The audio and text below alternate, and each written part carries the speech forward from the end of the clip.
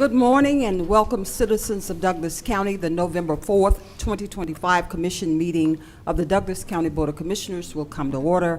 County Clerk, please take the roll for the record. Yes, ma'am. District 1 Commissioner Henry Mitchell.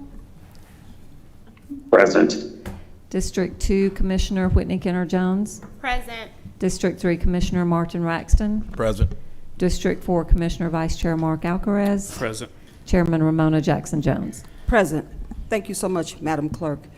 This morning we have an invocation from our Pastor Ford here this morning to lead us in our invocation, and I ask if everyone could stand for the invocation and please join us for the pledge to the flag afterwards. Thank you. Amen.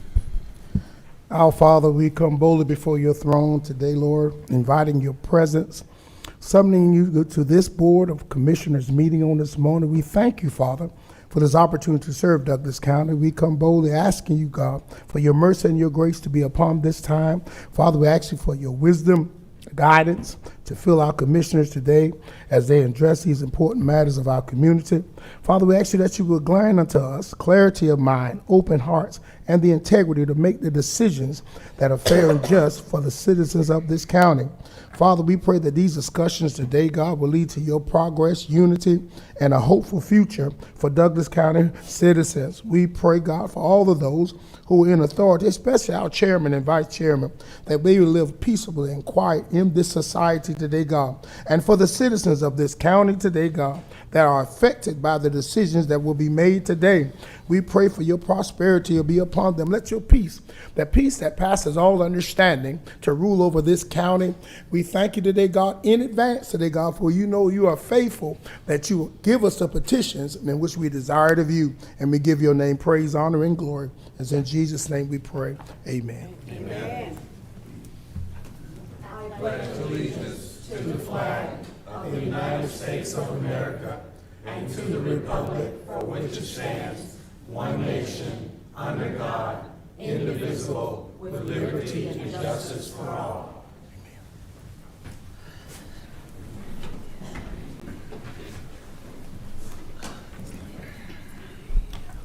Thank you so much, Pastor Ford, for certainly rendering an amazing prayer and over our county, as always, that you do. So thank you so much for being here this morning. The prayer and the grace is important at such a time as this. All right. Clerk, did we have anyone sign up for public comment? Yes, ma'am. Before I call you up, though, I'll just remind you, if you signed up to speak on the budget, we will do that portion during the public hearing. So for now, I'll just call the ones that have signed up for other subjects. First, and also, you'll have 3 minutes to address the board. Once your 3 minutes are up, we'll ask you to wrap up your comments. And when you get to the mic, please try to speak directly into the mic and restate your name and subject matter. Our first speaker is Ingrid Landis Davis.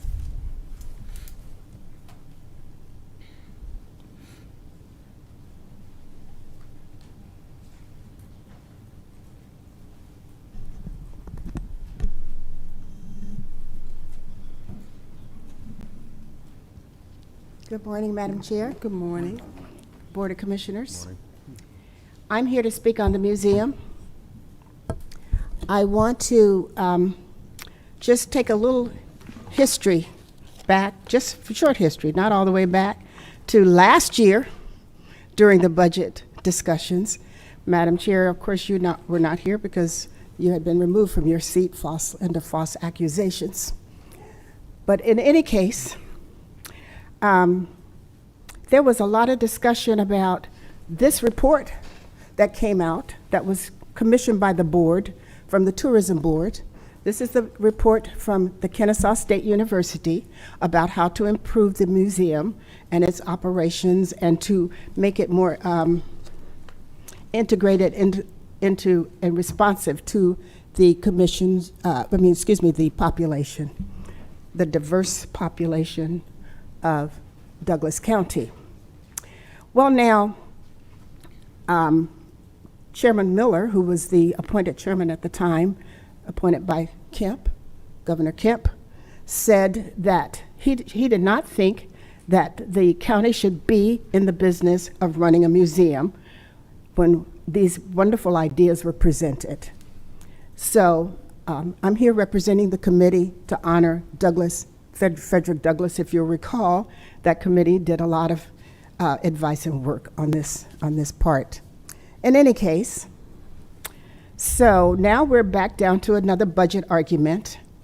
Just a few weeks ago, there were a bunch of people here saying that they did not want to have the millage rate raised, and that happened. Millage rate wasn't raised. So now the budget is being squeezed, so now things have to happen. Don't forget also that the Board of Elections was tasked with a lot, and I do mean a lot, of changes that were laws that were passed so that their operations, the operations of the Board of Elections, got much expanded. As you know, I've been on the Board of Elections in the past.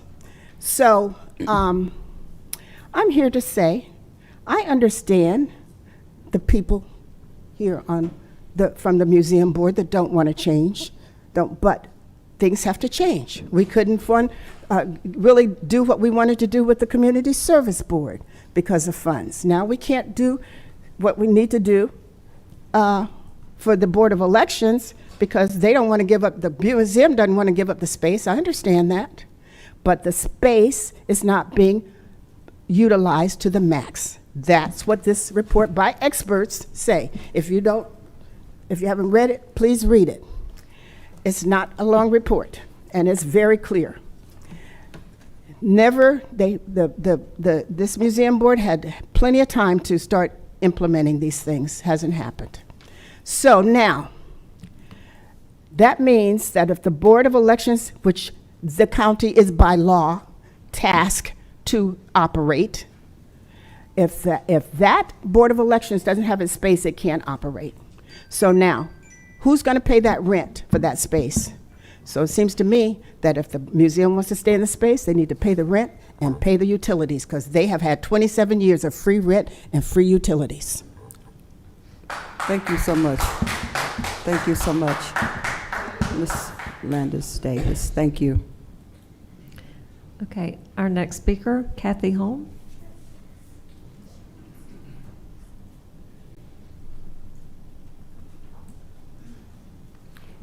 Hi, I hope everybody can hear me. I don't know the last time I spoke into a microphone. Sorry, I jumped out of bed more or less this morning.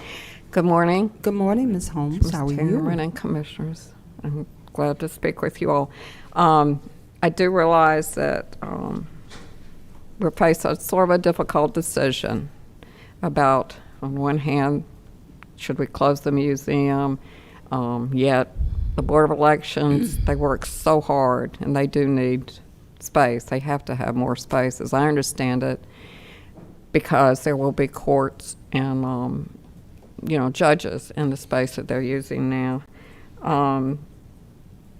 And anyhow, I just want to say simply that I am in favor of the Office of Elections and the registration moving to the old courthouse.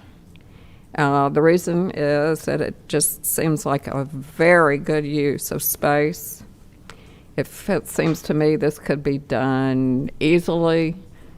Nothing's easy, I realize, but I just do indeed hope that they are able to find their offices there in that building, recognizing the history behind the building and so on and so on. I'd respectfully just like to ask that the board be able to move into that space. Thanks. Okay. Madam Clerk, anyone else? Our next speaker is Laura Rowell. Rowell, I'm sorry. Hello.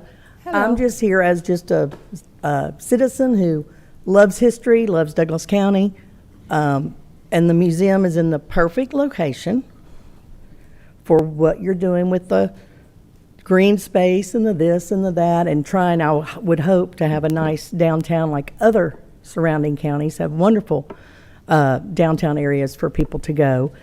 And the way I see it is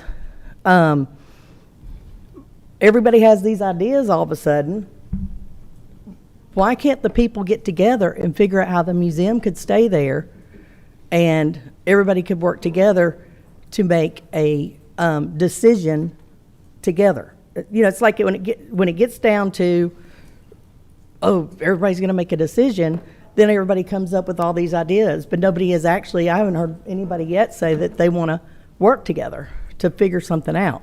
They just want to tell you what they want. So all I'm telling you is people should work together and figure out a way where everybody can be a winner, where it can be a win-win for everybody. That's the kind of person I am. I like to see solutions that are a win-win. And that museum, when is the last time y'all took a guided tour?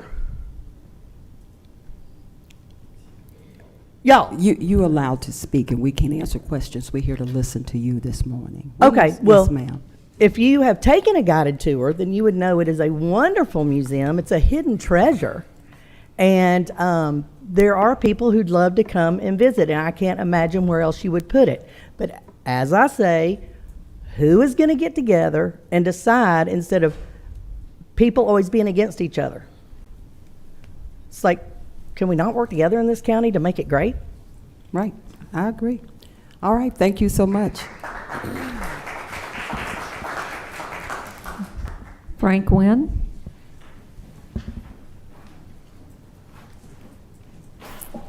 Thank you very much for allowing me the opportunity to come up here and speak to all of you. Hello, Attorney Wynn. You've Thank heard a you. lot of good reasons from people about the museum, but I'm here to talk about something a little bit different regarding the process. I have more experience in that building than anybody in this room. I grew up playing in the clerk's office where my grandfather worked. I grew up playing as a teenager around the courthouse and exploring and finding where people hid stuff and seeing the inside of it. I ran the district attorney's office for 4 years as an assistant district attorney. I was elected the first district attorney. We had to move offices, and that's where my experience comes into talking to you about what y'all did. As district attorney, I told everybody I hired that just because the law says you can do something doesn't make it right. I expect you to treat people fairly. I went to Mercer University Law School, and that's where it honed me in believing in fairness. And bringing this to a board meeting without having a true decision-making process, similar to what this last lady just said about discussion and compromise. There was no looking into how much it's going to cost. That building was to be destroyed. The cost of destroying it was too much. I've always viewed the historical significance of it, and what the museum did saved that building. I had to change offices and went to different offices. That building cannot be changed. It can't be remodeled. You can adapt to it. You can move your office chair from one office to another. You can't change the building to accommodate any other office in this community. And yet I heard that this just got unfairly, as far as I'm concerned, put on an agenda without any true discussion. Has there been any assessment of the cost of remodeling or putting the elections board in there? Has there been any assessment regarding what it would take in order to put them somewhere else?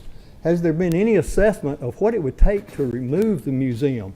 Giving them 2.5 months almost sounds like a personal vendetta. It's so unfair that you would tell them to take it out. Mr. Adams spoke yesterday about you need to remove the stuff from that building. You need 1 year to 2 years. Anything less than 1 year is something that is not fair to move that. Sure, give them time if that's what you really think is best, but go through the decision-making process. Evaluate the money. Saying that tours are unflexible, that's just silly if you ask me, and I don't mean to be overly critical, but tours at every place I've ever been, and I've been in multiple places around the world, they're set in stone. You have a time to show up. The history is what it is, and the last thing I want to say is that you can't change the history. Our community has changed for the better, and I'm all for it. And the museum is there to reflect the changes as they occur. you can't change the history because of the demographics. Thank you very much. Thank you so much, Attorney Nguyen. Thank you so much, Attorney Nguyen. Susan Bowie?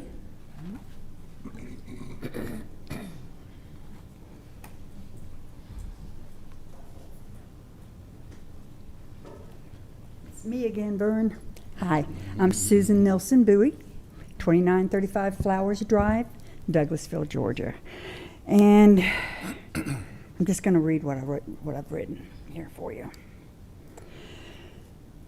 I'm here to urge you to reconsider continued financial support for the Douglas County Museum of History and Art. Despite a thorough external review conducted in June of 2023 by museum professionals and Kennesaw State University, not a single recommendation has been implemented.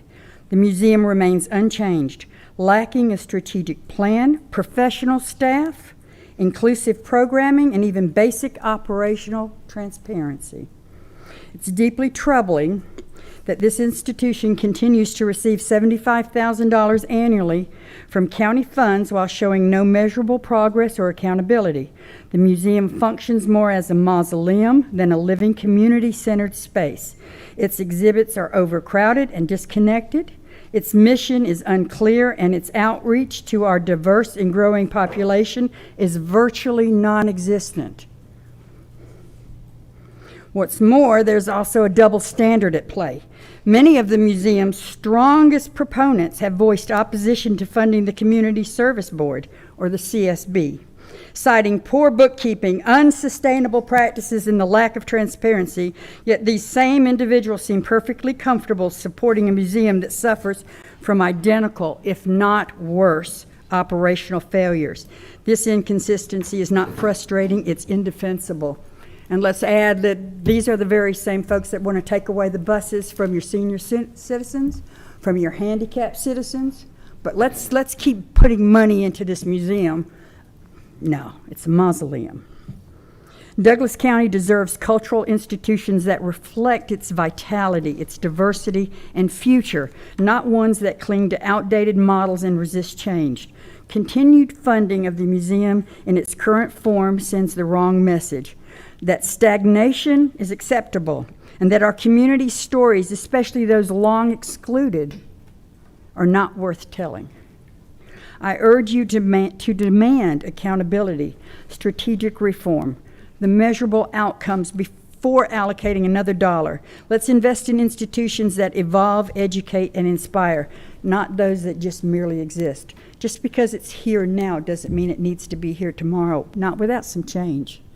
I mean, we sat here for days and days and days and talked about a budget, and the community came and they screamed, we want more inclusion, we want to see these budgets, and yet we're just going to hand them 75 grand, and they're not going to follow any of our recommendations. Do you know how many valuable art exhibits we've lost because we don't even have the right professionals in charge? They're not giving us anything.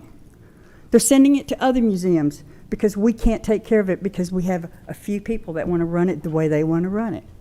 And that's all I came to say, but thank you. Thank you, Ms. Bowie. Thank you so much, Ms. Bowie. Clerk, anyone else? Yes, Sandra Washington?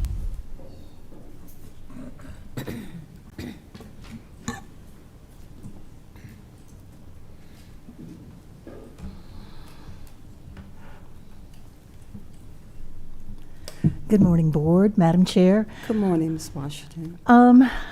I didn't really prepare a remark as such. I just wanted to speak out because I listened to a lot of what people had to say yesterday and then did a little bit of research. And I'm disappointed in that. $75,000 is allocated to essentially somebody's personal pet project. We get a lot of people there at the meeting yesterday supporting it, but those people, if they want to continue with a museum that does not meet the standards of any museum, no archivist, not representative of our history, doesn't meet to standards for K through 12, so that way they could have schools come in and do tours. We don't have proper docents. Just all of this is leading to the fact that this is somebody's personal pet project. And if there is that kind of support, they could move and get community support and fundraising and move into another building that is historically period and have all of these pieces in their attic and not into a county building where we need the space. This is $75,000 of public funds that are not being with any oversight. It is a nice pet project, but that's all it is. It is just a pet project, and that these space and funds need to be used properly, where they help the people in the county as it is now.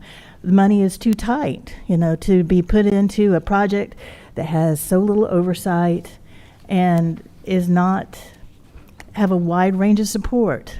I think the support in the report, it said 5,000 visitors over 2022, 23.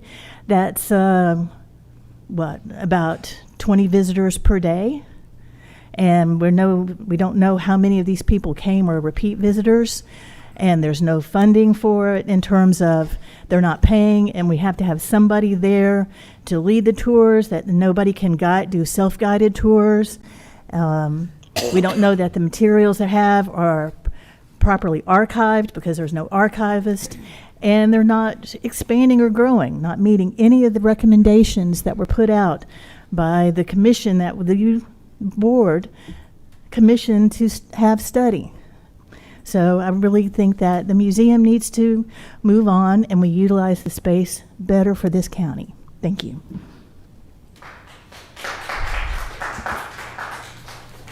Our next speaker is Marjorie you. Stansel. Mm-hmm. Ms. Stansel. Good morning, ladies and gentlemen. Good morning, commissioners. I had not intended to speak with respect to the museum today, but it appears that it's necessary. We've heard some negative remarks about the museum, that it is a mausoleum. We've heard about a study that was done by Kennesaw State. The museum has not seen that study. Could we be provided with a copy of that? How can we follow recommendations that we don't have? How can we address the concerns here today when we don't have that information? Who ordered the report? Please pass it along to the museum and we will address it. I'm not a member of the board of the museum. I'm not a member of anything to do with the museum. I'm just a concerned citizen. It seems to me that the people here have a vendetta against not the museum itself, but against the people running the museum. Perhaps we need to address the longevity of the people running the museum. That's something we can talk about, but we can't stand here and denigrate their accomplishments in the past. So please, be kind. Understand that this is the history of the people of Douglas County. We cannot change that. We will not change that. You here today are making history. That history will be reflected in our museum. Do you want your history to be in your attic? Probably not. Thank you very much. Thank you so much, Ms. Stansel. Thank you so much again. Thank you. You spoke yesterday, and thank you for coming in today. Anyone else? That's it for the public comment section. We will have others to speak during the public hearing. Okay, sounds good. All right, we're going to move right along.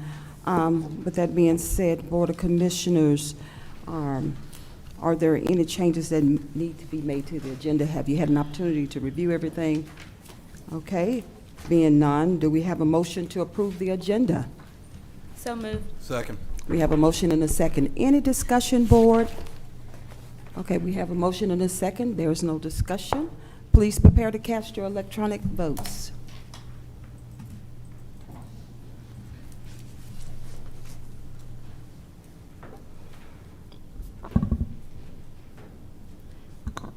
Commissioner Mitchell?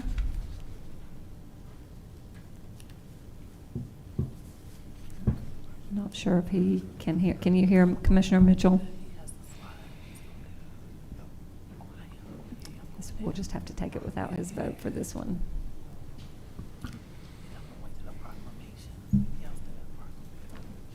Motion carries 4-0. We have a 4 unanimous vote and the motion carries. We can hear you now. Can you hear us?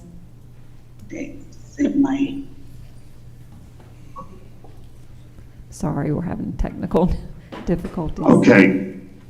I'm sorry. Can you hear me now? Yes, sir. We can hear you now. Okay. And I apologize. Somehow I got disconnected, so I missed the motion and missed what we were voting on and all that good stuff. It was the agenda adoption. So we're moving to the Oh. minutes now. Yes. Vote yes. My apologies. Yes. Okay, thank you so much. Clerk, you have that manually? Yes. Okay, we're going to move on next, Board of Commissioners, to the approval of our minutes. Next on the agenda is the approval. You have the minutes of the commission meeting of October 21st, 2025, the work session of October 20th, 2025, and the executive session minutes of October 20th, 2025. Do we have a motion to approve the minutes as presented? So moved. We have a motion and a second. Any discussion, board? We have a motion and a second. Please prepare to cast your electronic votes.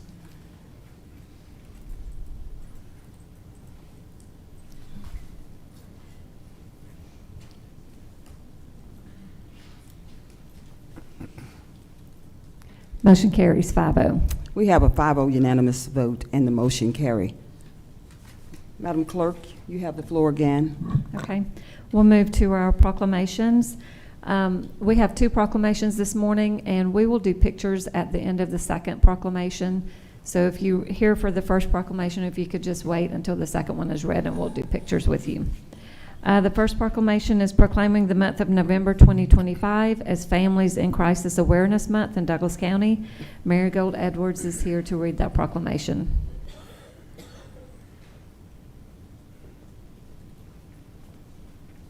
Good morning, good morning. Good morning, all. Thank you, Commissioners, for your wonderful support of JC Freedom House. Whereas JC Freedom House Ministries is celebrating its 11th and 9th year of providing services through its shelter for those in crisis, whereas JC Freedom House Ministries' mission is to bring health and healing to nations, families, and individuals, their major program is a shelter for women in crisis. Whereas the founder of the current shelter, Marigold Edwards, was a family in crisis resident at the shelter. A shelter has remained on the existing site for over 16 years and tremendous support from volunteers. Whereas the shelter is in its 9th year of operation, and during this time, lives have been completely changed and transformed. So many families have been saved and able to transform their lives completely with the help of JC Freedom House's programs. Whereas during 2024, hundreds of people in crisis were served across all programs, recent statistics revealed that over 700 individuals in crisis received services and help. Since inception, over 18,000 bed nights have been provided, 2,750 rides to work and appointments provided, emergency storage provided to those in crisis, 80% of the women transitioned to permanent or semi-permanent housing, 100% of the women with children completing the program regained parental rights of their children. Hundreds of people calling the crisis line were provided with help, referrals, and resources. Women were housed, and some had stable shelter for a 12-month period. Men, women, and children received outreach support, including rental assistance and hotel stays. 100% of the women that came to the shelter without employment obtained jobs. Hundreds of pounds of food and clothing were provided. 100% of the outreach clients were provided with practical support and assistance. Thousands of hours were provided of therapy, group and individual, in financial management, life skills, and also case management. There are many success stories. One woman lost contact with her family after fleeing domestic violence. She was able to renew family relationships, get a job, and begin a higher education course. Whereas JC Freedom House has supported the homeless, those in crisis by providing food, clothing, and other needed items, it supports community education by providing information about those in crisis. Now, therefore, the Douglas County Board of Commissioners do hereby proclaim November 2025 as Families in Crisis Awareness Month in Douglas County, celebrating JC Freedom House Ministry's 11 years of providing services to Douglas County. So proclaimed this 4th day of November 2025. And thank you all so much. And I would be so grateful if you would, anyone who wants to support our annual event, which is coming on the 10th of November at 6:30 p.m. at Crossroads Church of Douglasville, please do come. We would love to have your support. I can't thank you enough for everything that you've done. Thank you. Okay, thank you so much, but don't leave just yet. I need to certainly get the stamp of approval with the board's vote. Certainly domestic violence, first of all, Ms. Marigold Edwards, thank you for what you do in our community. You touch many lives, and just want to just express my appreciation for what you do for our citizens here in Douglas County, because the domestic violence is devastating, but with professional support and resources that you and your staff have provided, there is an opportunity for transformational, life-changing success. So thank you for what you do. Board, do you have any other comments? Okay. With that being said, I'm sorry, Commissioner Raxton, you have the floor. All right, good morning. Good morning. It's so good to see you. And as you know, you have a special place in my heart for all that you do and for our community, for our residents, for those in need. And I am definitely very indebted to you for providing those services and being in this gap and being there for families. And the metrics that you read are just amazing, especially where we talk about 80% transition going to homes, as well as 100% parental rights restored. I mean, those are metrics that are just outstanding. And again, you have, anything that I could do, I will continue to support. I will continue to provide what I can to support the mission of what this means to our community. So thank you. Thank you so Madam much. Chair, I yield the floor back to you. Thank you so much, Commissioner Raxton. All right, if there are no other remarks, Board of Commissioners, we have a motion and a second. We have a motion and a second. Did I call him? I don't even think I called a motion. Thank you. Do we have a motion to approve the proclamation of November 2025 as Families in Crisis Awareness Month in Douglas County? So moved. Second. Okay, we have a motion and a second. Any other discussion, Board? A motion and a second. Please prepare to cast your electronic votes.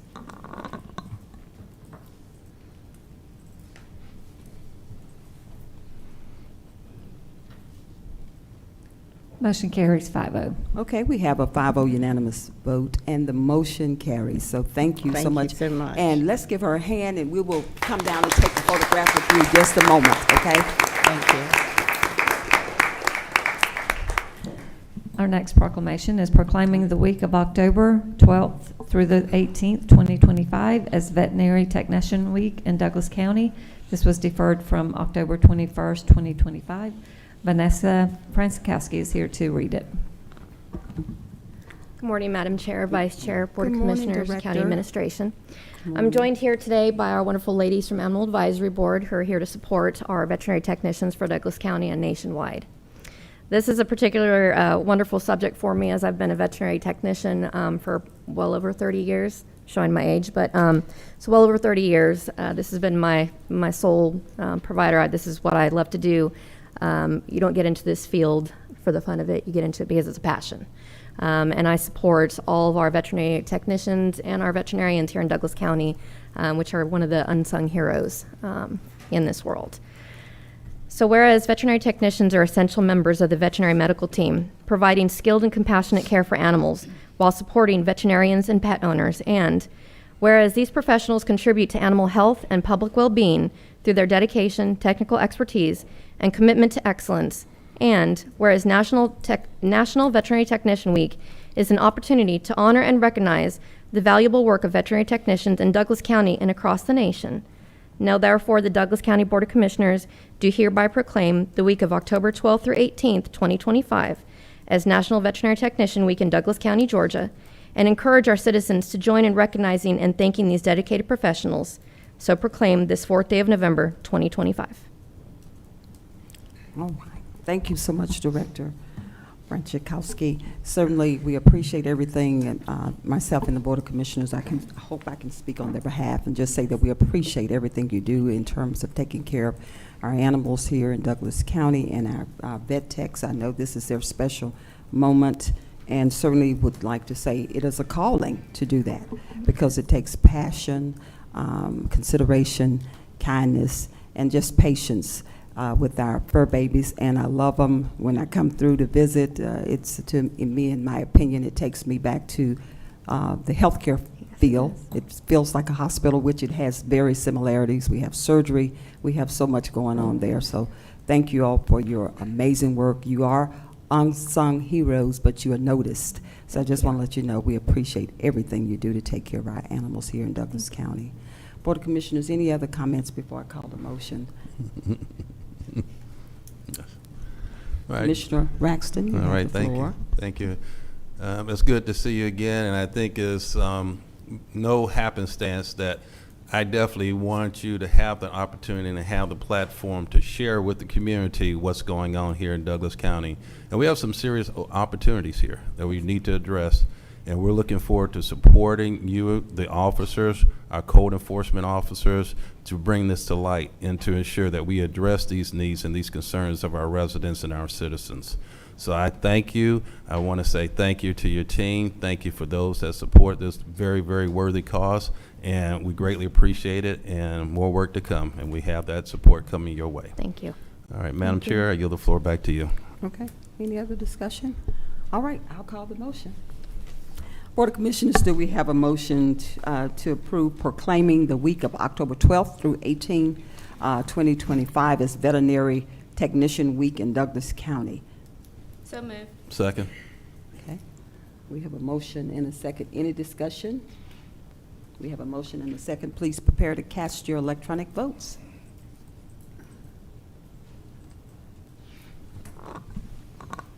Motion carries 5-0. We have a 5-0 unanimous vote, and the motion carries. Let's give them a hand as well, the veterinarian techs. All right, we will come down and take a photograph. I believe that's the last one, right, Clerk? We don't have any more proclamations, right? No, ma'am. Okay, we're going to come down and take a photograph. We'll start with Ms. Marigold Edwards first.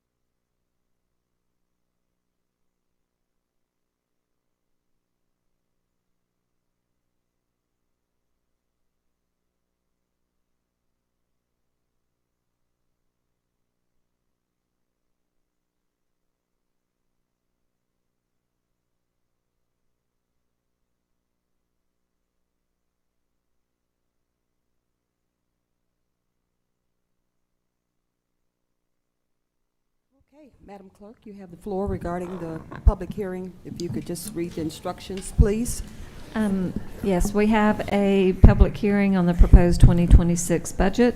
We have Dominique O'Shea here, our CFO, to do a brief presentation, and after that, you can open the public hearing, Chairman. Okay, thank you.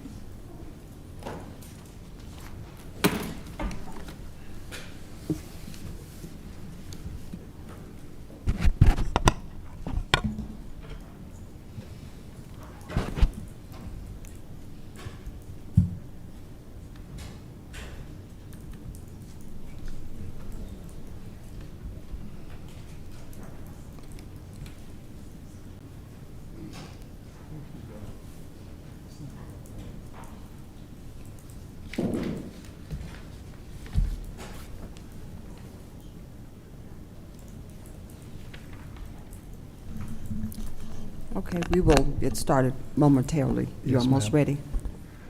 Well,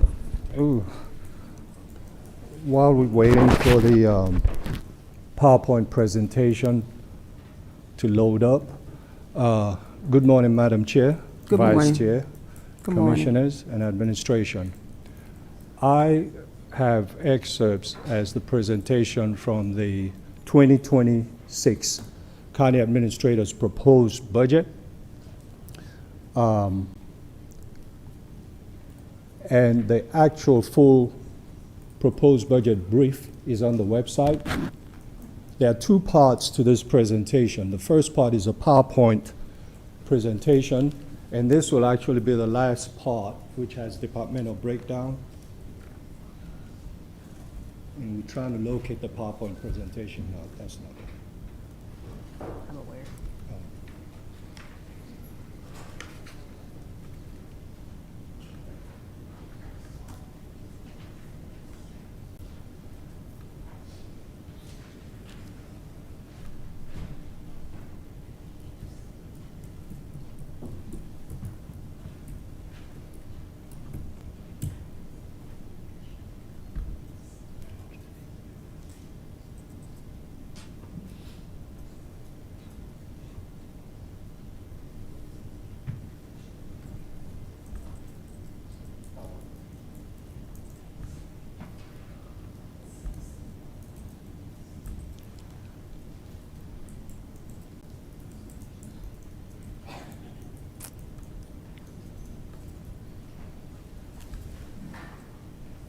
I just love technology, don't you? It works when it wants to work. So just give us a minute, but I do want to just state while we're waiting that this is a proposed budget from the county administrator. So the Board of Commissioners hadn't had a chance to weigh in on our decision. So appreciate the comments today as we go forward, but this is a proposed budget, and we just have an opportunity to look at it as well as you today, and then we'll go back and go, do some things accordingly if needed, okay?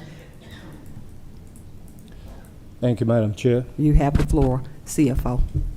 The first slide is the 2026 proposed budget versus amended countywide budget by fund type.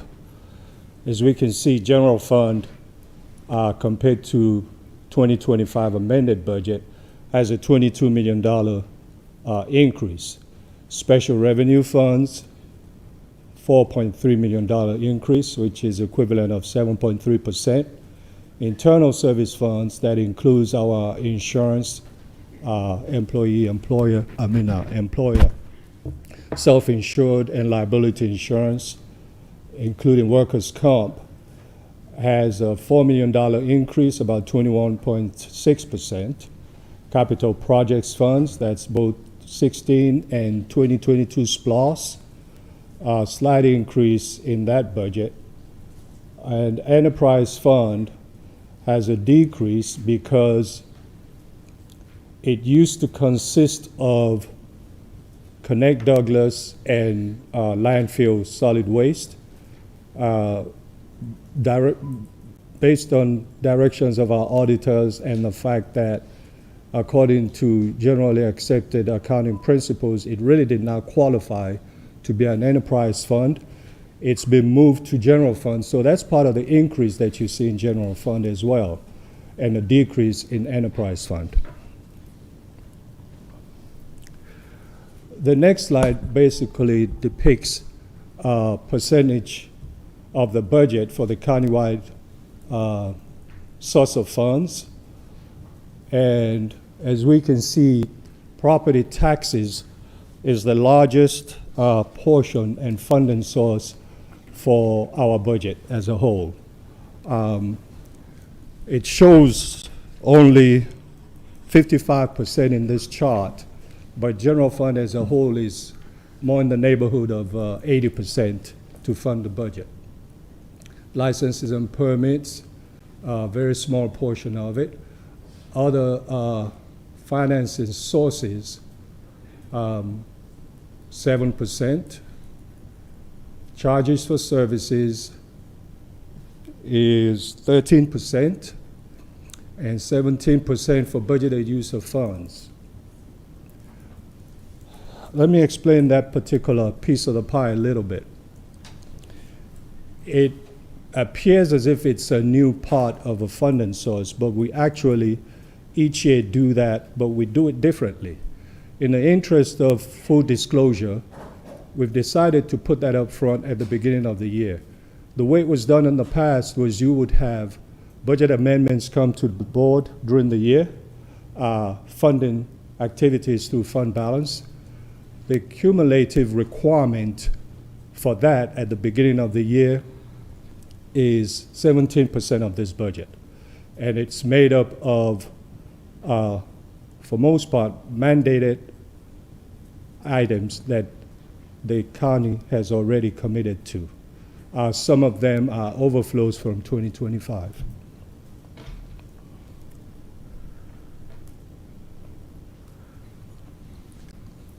The next table is basically depicting the 2026 proposed countywide budget in form of the use of funds, functions. We can see public safety is the biggest part of our budget at $124 million approximately of the entire $294 million budget. General governmental is $77 million. Judicial, which consists of the courts, is $35 million. Public Works, $35.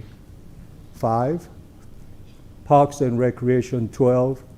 Planning, Community Development, $5.7. Health and Welfare, $4 million. Again, this slide shows countywide use of funds by percentage. We see general fund being, general governmental being 26% of the budget.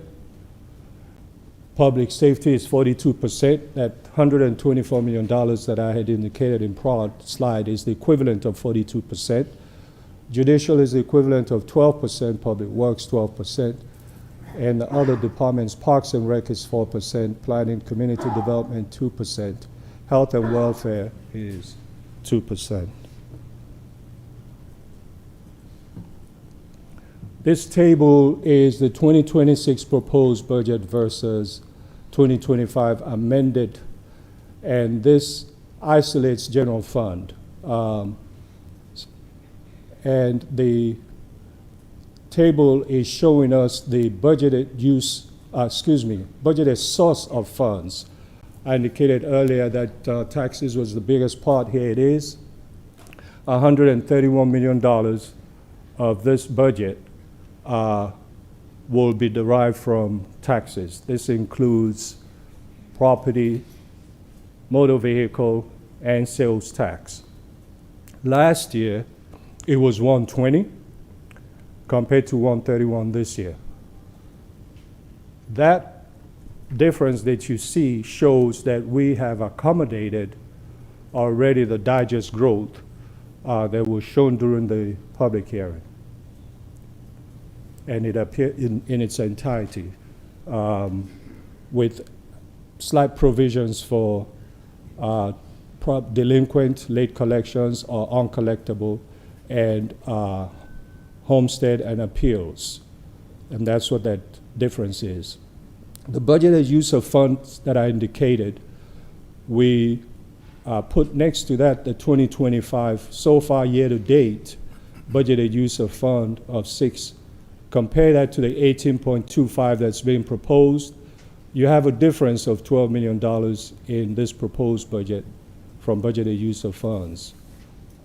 Next line item, courts and law enforcement, has a net reduction compared to previous year.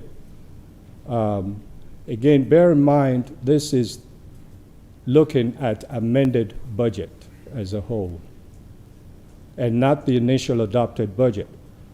Naturally, if you compare that to the initial adopted budget, we will see that there was growth just in about every one of these categories. Intergovernmental appears to show a big variance. And the reason for that, I skipped charges for services. We stayed kind of at the same with that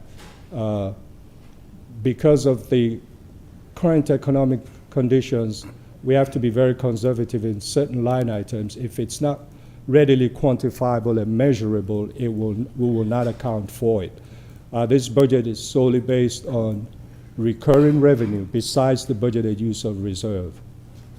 Then the next item, intergovernmental, is mostly where the grants are.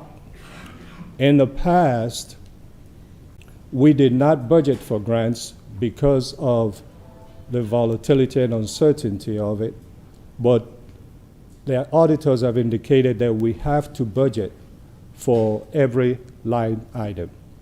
So in compliance with the audit finding, rather than waiting until the grants come in, we have budgeted for grants in this budget. Again, very conservatively, we are fully aware of the potential that some of these grants may cease at the latter part of the year, or we may not get it. So from a conservative manner, and the ones that we are certain that we will get is what we've included here. But that explains the large variance you see in intergovernmental. Investment earnings, it's half what it was last year. Some of these budgets are not just based on macroeconomic indicators and understanding, they're also based on actual historical. We probably will do a little more, but investment earnings, we don't really have investment quote and unquote, but we've negotiated to, as part of our broad initiative to seek alternative revenue sources, that our primary banker starts paying us interest for the money we have. And we have some more ways. There's Georgia Fund 1 that we're contemplating when we have large revenue, rather than letting it sit and not earn interest, because that's approved by the state, Georgia Fund 1. We may have some of that in there, and then investment earnings will pick up, but we don't want to speculate when we're not certain we're going to get any more revenue from there. Licenses and permits, same as last year, and other financing sources, 0. This pie chart is general fund only as well, and it shows the percentage of the budget. I indicated about 3 or 4 slides earlier that taxes was a very large part of general fund. As we can see, 82% of general fund is taxes, which is made up of sales tax and property tax, automobile tax, etc. We have budgeted use of reserve again is 11% of the budget. And the other pieces of the pie are very small in comparison. This table here, 26 proposed budget compared to 25 amended is also for general fund only. It shows us a summary of the budget use of funds by function. And these numbers, again, are pulled straight out of our financial system. We are comparing 2025 amended budget thus far to the proposed budget, because that's a fairer comparison than just adopted budget. And public safety at 62% was, 62 million, was 57 last year, a net change of 4.3 million in value and percentage of 7.5. General governmental, 31.7, 27.2, value 4.5, net change 16.8. Judicial, 31.3, 26.35, net increase again of 4.9 and 18.8%. Public works, 18.2, 11.58, value 6.6, a net increase percentage of 57. I explained earlier this was due to the fact that we moved from enterprise fund to general fund, Connect Douglas. So that's not a real increase in public works, but there is some increase in there. Parks and recreation, 12.3, 11.5, $764,000 increase, percent equivalent of 6.6. Health and welfare, 3.9, compared to 3.3, 607,000, 18.1%. Planning and community development, a little over $1,922,000, 100,000, a 10% increase. That footnote is clarifying what I indicated earlier about the shift in Connect Douglas. The pie chart in front of you is general fund use of funds by percentage of the budget. And again, we can see that public safety is the largest part of the county's budget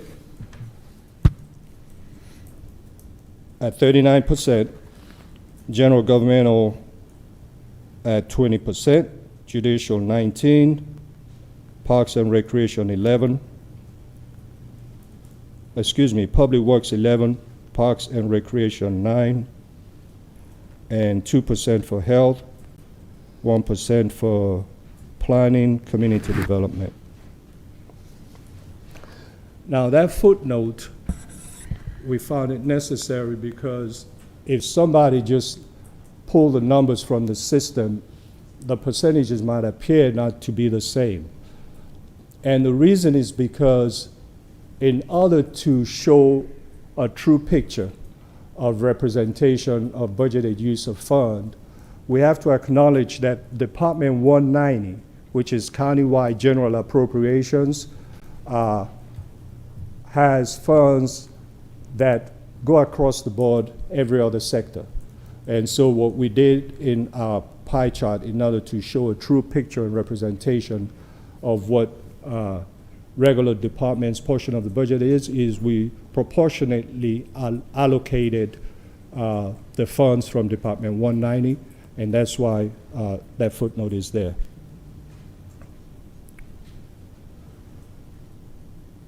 This table is the 2026 proposed budget versus 25 amended, general fund only, by expense type. This is an interesting one, and I have to also clarify that the percentages will be higher eventually, especially for personnel services and employee benefits. At the moment, it's showing that a little over half of the budget is invested in personnel, human services. Compared to last year, it's showing a 6.1% increase, value at $4.9 million. purchases and contractual services consist of all other operating expenses except the category that we call supplies. The difference in that line item, that cluster, value 4.58, 18% increase. Transfer out from general fund consists of the general fund match for the fire department, animal, and in this case, we have some money allocated for E911 because it's unable to sustain itself. A little over $1 million in the transfer out besides the fire and animal share of the budget. And half of that to E911 is for the next gen that the board has already approved.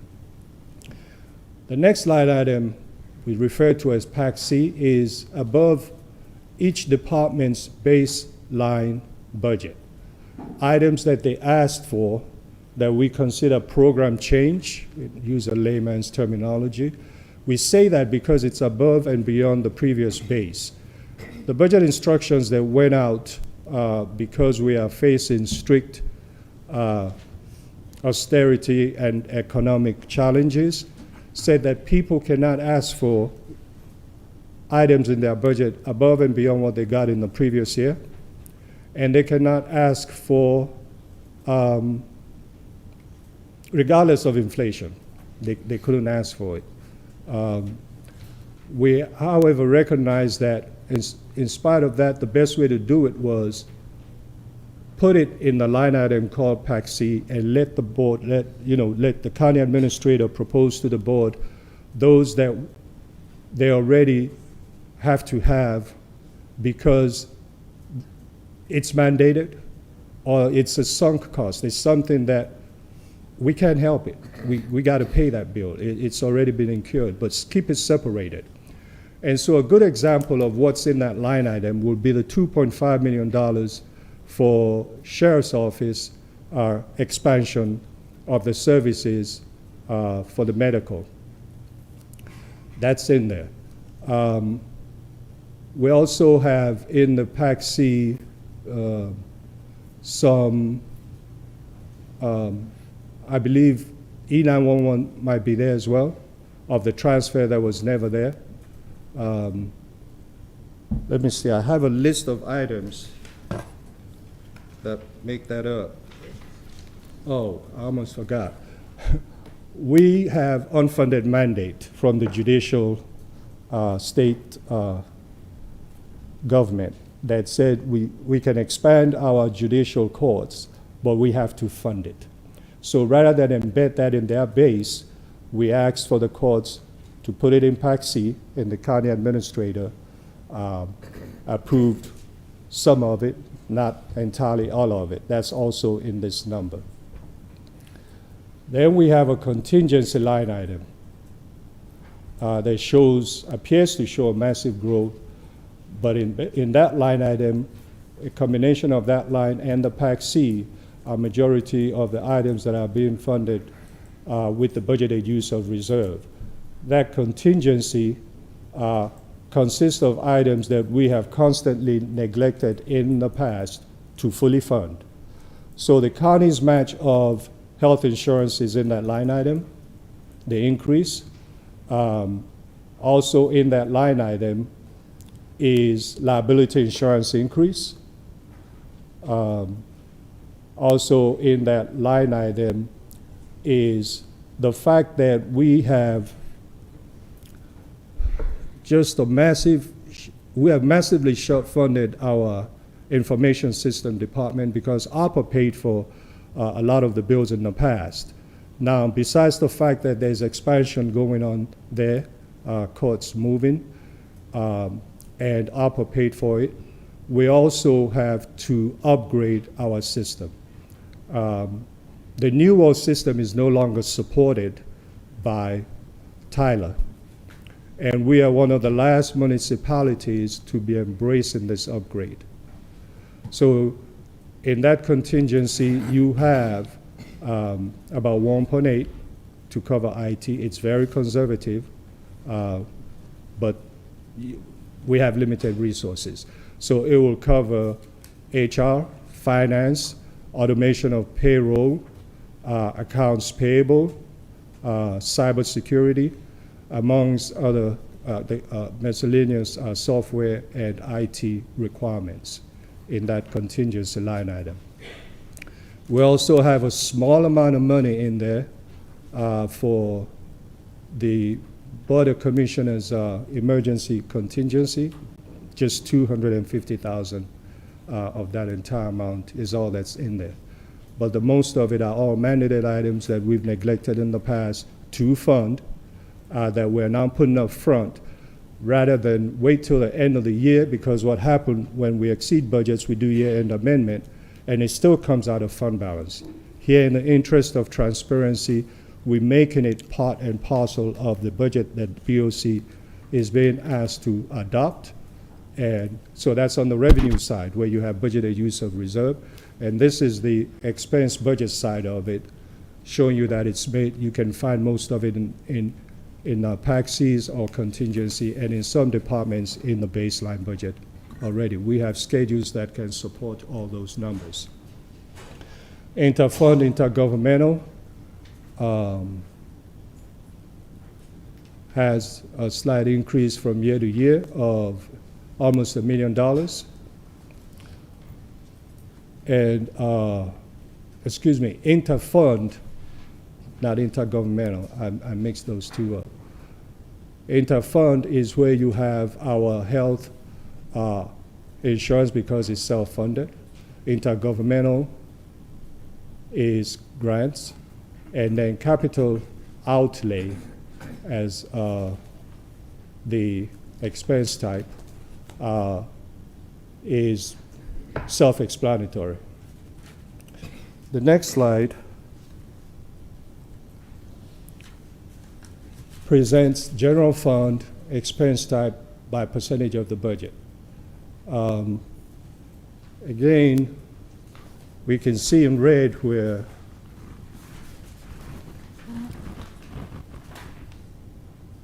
personnel services, I indicated, is 53%, the largest part. But considering the fact that you have in PAC C most of what the courts asked for the expansion, that unfunded mandate, by the time we put those in line items, that personnel percentage will increase. And purchasing and contract services is 19% of the budget, and supplies is 9%, transfer out is 7%, and the PAC is 7%. The rest are very minor portions of the budget. The next slide is not the last, but I'd like to remind the citizens that the proposed budget brief in its entirety can be found on the website. And the 2026 budget is scheduled for adoption during a regularly scheduled meeting on Tuesday, November 18, 2025 at 6 p.m. Now, I had a couple of PDF slides that I told y'all was part of this presentation. Let me see if I can retrieve it or if I need some help. Let's see. There you go. Now, this is proposed general fund 2026 budget versus 2025 amended. This is also budgeted use of fund by function, by department. I'm going to go down this real slowly so that y'all can see now how some of those summary charts in the PowerPoint feed into, each department. The PAC C, the contingency, you can see the variances. County administration was negative, so there's no increase there. And then all district commissioners, as you can see, basically remain the same. The county commissioner consists of clerk and chair, that is where we are required by law to bring that salary to the same as, I believe, Superior Court Judge's House Bill 85, including we also have in there the countywide internship program that makes up what appears to be an increase. This is an interesting one. 111. We are proposing up front, and this is just a startup cost with for formulation of an internal audit office, excuse me. This will work hand in hand. BOC adopted, I believe in the last meeting, audit committee. Internal audit will report to the audit committee. The county administrator is very much on board with continued monitoring and transparency and accountability. Make sure our internal controls are up to par. Part of the audit finding required that there were a couple of areas we needed to brushing up internal control. An internal audit will go a long way in keeping us on track, in addition to being able to ensure that whatever audit findings at the end of the annual audit are followed through on and complied, and that we comply with those stipulations and requirements. So that's why we're putting this up front and proposing it. The county administrator also proposed a biannual actual internal audit that looks at certain areas based on, biannual internal control audit that looks at, you want to speak to that? Come on. And this was an effort to just address some of the concerns that I know we went through. We do have the audit committee, but just to have a more transparent and open process and have an officer that is their responsibility is to make sure that we are doing the things that we have been committed to do, which is make sure that we do everything in a way with integrity and respect, and that the information from the audit as well as any other financial information is clearly available for not only the board but for the public.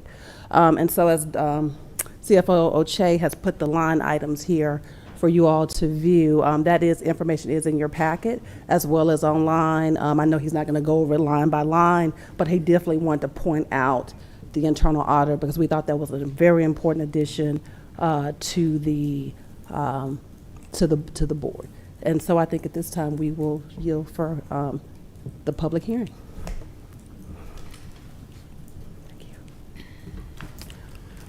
Okay.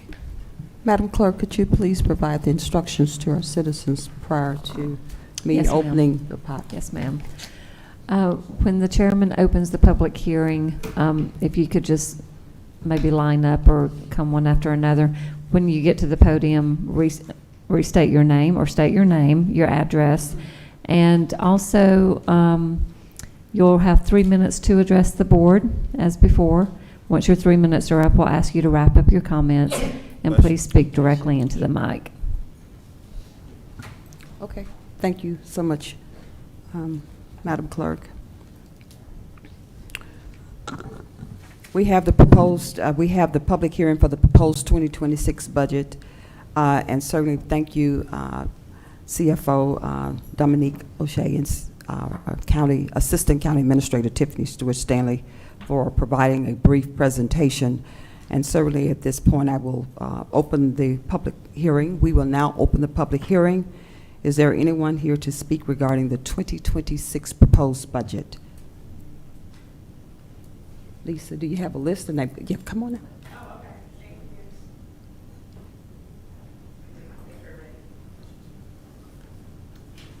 While she's doing that, hi, my name is Brandon Penniman. I'm here, 5960 Stewart Parkway, Douglasville, Georgia, 30135. Today I'm just speaking on behalf of the budget, and as you guys are finishing out the year, there is an MOU that's coming up today. I'm the executive pastor at Crossroads Church, and as you guys know, November and December, there's a chance that a lot of the benefits will not be available for people who are in need of food. And so the MOU that we presenting today with the collaborative. I'm just here to speak in favor of it, that our pantry at Crossroads Church, we serve about 200 families every single month with food. And so there is a need as we continue to serve the local community. So I just want to speak in favor of that MOU in hopes that you guys will help us to continue to serve our local community and feed those who are in need within Douglas County and Douglasville. Okay? Thank you. Okay. Thank you so much. Mr. Penniman.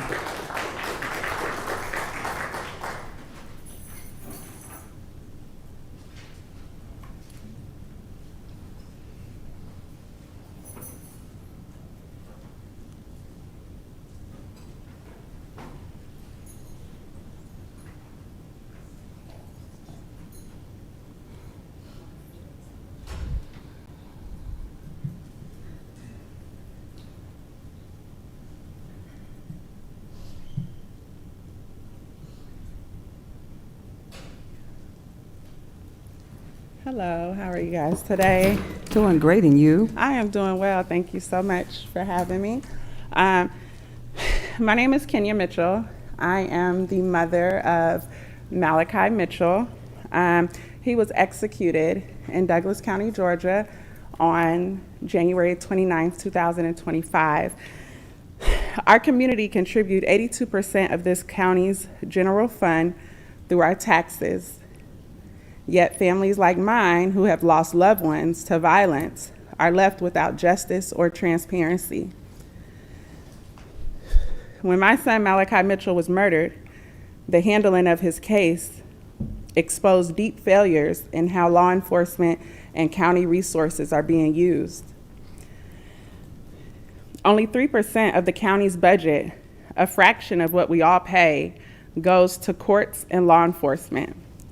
Yet even within that small portion, we see insufficiency, lack of communication, and no accountability to the people funding it. We deserve to know where our tax dollars are going and why justice is being delayed or denied for grieving families like mine. When investigations are mishandled or ignored, when victims' families are left in the dark, and when transparency is non-existent, our money is not being used to protect or serve us. If 82% of this budget comes from the people, then the people deserve answers. We demand oversight, accountability, and transparency from the very systems funded by our hard-earned dollars. Because behind every statistic and every percentage, there are families like mine waiting for justice. I'm not just a citizen, I'm the mother of Malachi Mitchell. He was tragically executed to a senseless killing during what was supposed to be a legal firearm sale until his killer turned the firearm on my son. Despite overwhelming evidence and inconsistencies in the investigation, and a private autopsy confirming that Malachi was shot 4 times in the back of the head, no one is being held accountable for his death. Several weeks ago, I formally submitted a written demand for a coroner's inquest, as is my legal right under the Georgia Code 461627, requesting an independent public review of Malachi's case. To this day, I have not received a response from that demand letter or an update from the coroner's office. This silence is not just unprofessional. It is a direct violation of the coroner's statutory duty to act upon a valid inquest demand when a death occurs under suspicious or violent circumstances such as Malachi Mitchell. Ms. Mitchell. The lack Can you of wrap it up communication and accountability from the coroner's office has left my family without answers and without trust in the process that is supposed to serve to protect the citizens. And it has also raised serious concerns. And I'm just asking that this case be reopened. I've spent $9,000 on a private autopsy request. These 4 shots and these 4 bullets in the back of my son's head is not self-defense. nor was it ever. So, according to my coroner's request, he has 11 medical opinions which hold major weight in the courtroom. And he stated that the original autopsy failed to adequately, which is the GBI, by the way. The GBI did the original autopsy on Malachi Mitchell. My Dr. Downs, who also did the medical autopsy on Aaron Hernandez, just goes to show how extensive his experience is. The original autopsy failed to adequately document the wounds per national standards. Ms. Mitchell. And as such, failed in context Ms. to Mitchell. fulfill the purpose of the initial autopsy. Ms. Mitchell. The national standards were not met on the GBI autopsy report. He also said that the narrative notes are directly contaminated by biased comments regarding the reported shooter and the deceased subject. He also said that the report of these 4 shots being fired by the vehicle driver towards the passenger in self-defense is not supported by the physical evidence. Yes, ma'am. Ms. And that this Mitchell, court is mandated. Ms. Mitchell, Okay. you know I'm a mother just like you. Yes, I'm and then my grieving, son also and had 2 different bullets in the back of his head, according Ms. to the Mitchell, ballistics. He had a Ms. 9mm and 3 .38 bullets in the back of his head, but there was no 38 in evidence. Where's the 38 gun? This is the GBI autopsy. The GBI autopsy says homicide, 4 shots to the back of the head with 2 different caliber bullets, but only one gun was in evidence, which is the 9 Glock. My son's gun never had any ammunition. Yes, My ma'am. son never had a second firearm. He was never armed. The gun he was selling had no ammunition in the Yes, the magazine or the gun. Ms. Mitchell. Yes. Please. So I'm Yeah, begging for an inquest. I'm begging for it to be open. Yes, we understand, and I promise you, I hear you. Yes, I'm Mr. listening to Alcrest. you. I will gladly talk with you. Thank at you so another point in much. time. But this is a public hearing, but my office will be reaching out to you.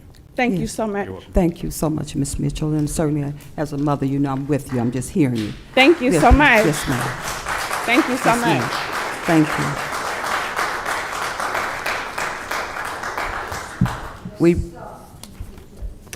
Any other person signed up for our public am. comment? Yes, ma'am. And I came here because I am a resident of Douglasville as well. I do stand here with the mother of Malachi Mitchell.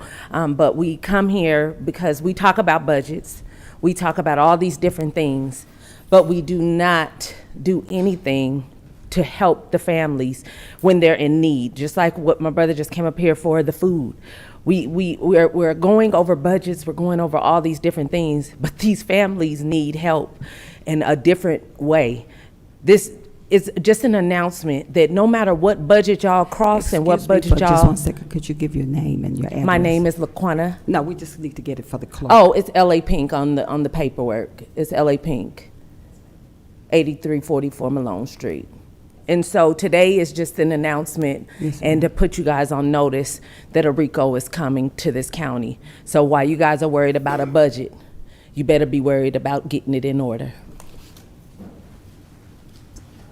All right, anyone else to speak? Okay. Please state your name and give us your address. My name is Kathy Beveridge. I live on Punkintown Road in District 3. And I have to take a moment and say my heart goes out to this mother. Yeah, telling you just.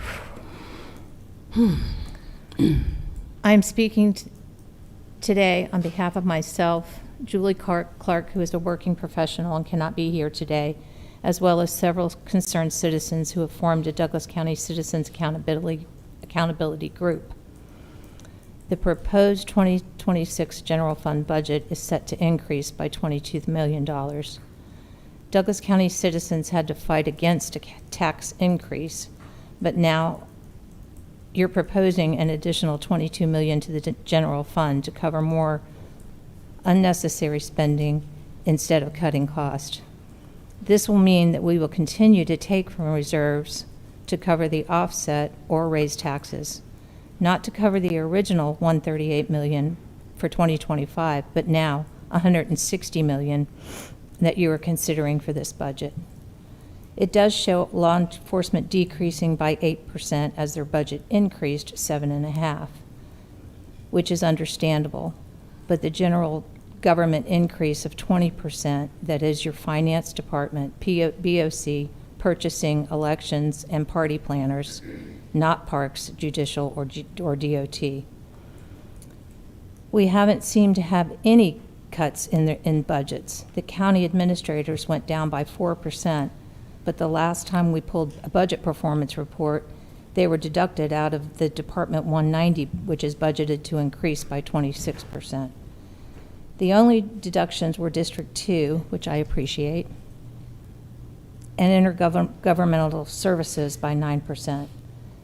This seems insane and should be to our commissioners also, since the chair has stated that she was going to have to tighten their belts. Please get to work on making reductions.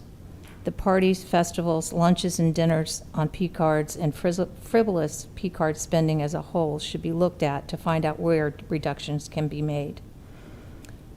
All departments need to be looked at for reductions. Furthermore, the physical fund balance is set to expire this year. Do you plan on creating a new one? What is our actual fund balance as of today? I'll close by saying the citizens are very weary of hearing we will take it under advisement. Please, as Nike says, just do it. Reduce the DC government spending. Thank you. Thank you. Clerk, do you have anybody else? Anyone else here to speak regarding the budget?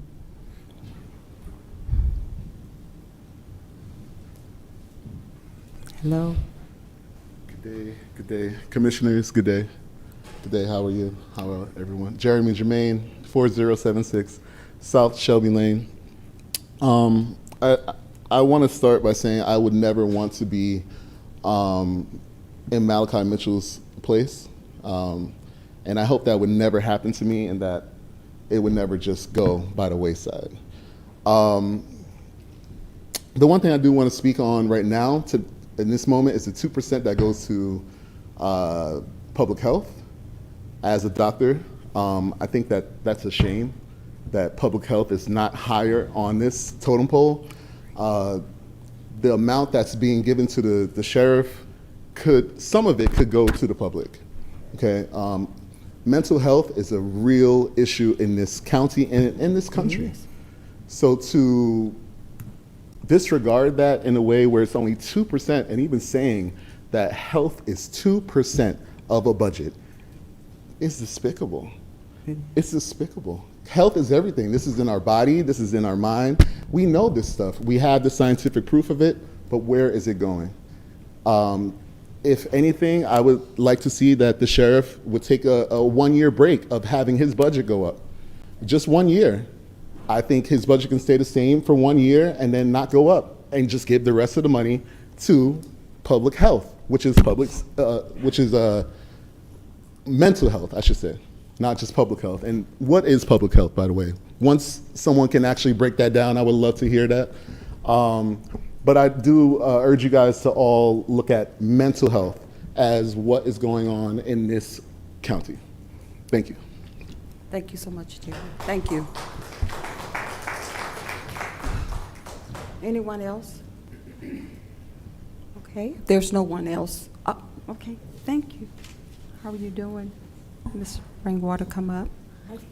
My name is Rita Rainwater, and I live at 4921 Black Bear Trail in Douglasville. There's been a lot of talk today about the budget, and I've been where you all are, and I know how hard it is to do these budgets, and I know how the public doesn't see all the work you do behind the scenes and how hard you work to put these budgets together. You have a lot of stuff that's given to you that you have to fund by the federal government that you don't want. You have things from the state government that you have to fund, and those things go up every year, and I understand that. But I do want to say that there was some comments made that museum got $75,000 to run. They haven't had a penny this year. None of the employees have been paid. There's been no money to the museum this year. Also, I'm one of the people who fought really hard to save that courthouse instead of getting it tore down and to move that museum in there. There's a lot of work that you can't move other offices in. They would just have to live in the existing ways. There is so much asbestos. We had it covered, we had it sealed, but if you open that up, it's just going to be a major problem. But I do hope, and I know you have a tight budget and everything, but we didn't know about the Kennesaw report till we heard from Commissioner Raxton at the last meeting. And so we've asked for a copy of that report. We need it so that we can make the changes. We do want to grow, and we do want to be more professional, but it's hard to do that on no money. Volunteers are not going to do everything. And the staff that we have there is great, but they're not being paid. So I would just ask that you would look at contributing a couple $100,000. I know that sounds like a lot, but we got a lot that we need to take care of at the museum. And you'll see big changes at the museum. And I just want to thank you for your patience. I want to tell you that I appreciate how you have to sit through these meetings. I know how it is, and y'all are doing a great job. Thank you. Thank you so much, Mr. Rainwater. Thank you. Laurie Ralph, 5475 Creek Indian Trail, Douglasville, Georgia. One thing I've never understood about politicians is when the budget gets tight, why do you have to be paid? I'm being perfectly serious. You ran to be a public service. I've never understood it. There are plenty of people who would do an unbelievably fantastic job at any elected position in Douglas County and not take a check. So I don't understand. And the idea that we're paying for any of your entertainment or dinners. I was a teacher in this county at Stewart Middle School and Alexander High School. Nobody paid for my lunches. Nobody paid for me taking the kids and doing this, taking the cheerleaders here and there. We paid for it. I have no idea why we're paying for that. Y'all need to, you have explaining to do. And why do you have to have that big salary? I mean, you're looking at me like I have a third eye. I'm serious. Thank you so much. Clerk, we have anyone else? Okay. If there's no one else, certainly this public hearing is now closed. All right. Thank you. And then certainly allow me to reiterate that the Board of Commissioners this is a proposed budget that has come before us, and we still will be looking at it and making sure we crunch numbers accordingly if they need to be crunched. So with that being said, Madam Clerk, what's next? What do we have? Okay, next we have new business. Next we have new business. Number 7 is approval of an MOU with Feed Douglas Cooperative and authorize the chairman to sign all related documents pending final legal review. Okay, Board of Commissioners, you have the MOU in front of you, and I know you had an opportunity to look at it, and I have our Assistant County Administrator and Chief of Staff coming forward to just review it slightly with us if you have any questions, and certainly I'll call the motion for a vote.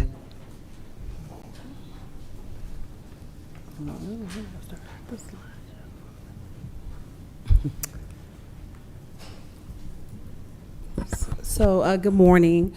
So, yes, we did have an opportunity to work with Mr. Sizemore yesterday to come up with a plan. As we discussed yesterday, the County Administration Office would like to propose a $50,000 payment to Feed Douglas for the month of November to supplement our community from the reduction of SNAP benefits due to the federal government shutdown. We spoke with Mr. Sizemore, and one of the things that we discussed was how to make sure that the funding went to Douglas County citizens, and we've come up with a plan where the food from this funding source will be boxed, that would be marked for Douglas County citizens, and you would have to show that type of your identification in order to get this particular funding. And the MOU is for the $50,000. If the shutdown continues, we will come back at the first meeting in December to give an update with an additional request if necessary. And I'll yield for any questions. Okay. Any questions, board? Commissioner Raxton, you have the floor. Yes, good morning. I All right. forgot. Yes. All right, so again, just in regards to the November, if we could up that to 55,000, that would be great. And I know in the responsibilities and obligations under A, we can just include 55,000 in the month of November. Okay. And then I was just wondering if there's a way, just from a metric standpoint, that we could get a metrics of what that 55,000 did, how many pounds of food that was purchased to support our residents. I thought that would be good to have in the MOU as well. And I think that's it that I have. Yes, and you're correct. The $5,000 that your office has included, so it would be $55,000 total included in the MOU for the month of November. And I would like to highlight that we do have members of the Feed Douglas Cooperative here with us today, members from Midway, the Pantry, Feed Douglas. Pastor Ford was here from Vision 21, and I don't know if we have any other members here. Dreams Come True. Yep, Marjorie, yep. So we have members from most of the members of the 9 core members. There are some additional members that they use from time to time for distribution, but these will be the 9 core members who will be making sure that that everything's distributed. If you look at the map on the screen, they have already gotten together way before this this emergency and determined where the needs are in Douglas County per their distributions, and they have a system set up as to how they will distribute that funding. So just wanted to thank Mr. Sizemore and the cooperative for coming forward to help with this. This has been great. All right, thank you. Madam Chair, I yield the floor back to you. Okay, thank you so much, Commissioner Raxton. Any other comments or remarks? Okay, with that being said, thank you so much, Madam Assistant County Administrator. Board of Commissioners, do we have a motion to approve the MOU with Feed Douglas Cooperative and authorize the chairman to sign all related documents pending final legal review? Do we have a motion? So moved. Second. We have a motion and a second. Any discussion, board? We have a motion and a second. Please prepare to cast your electronic votes.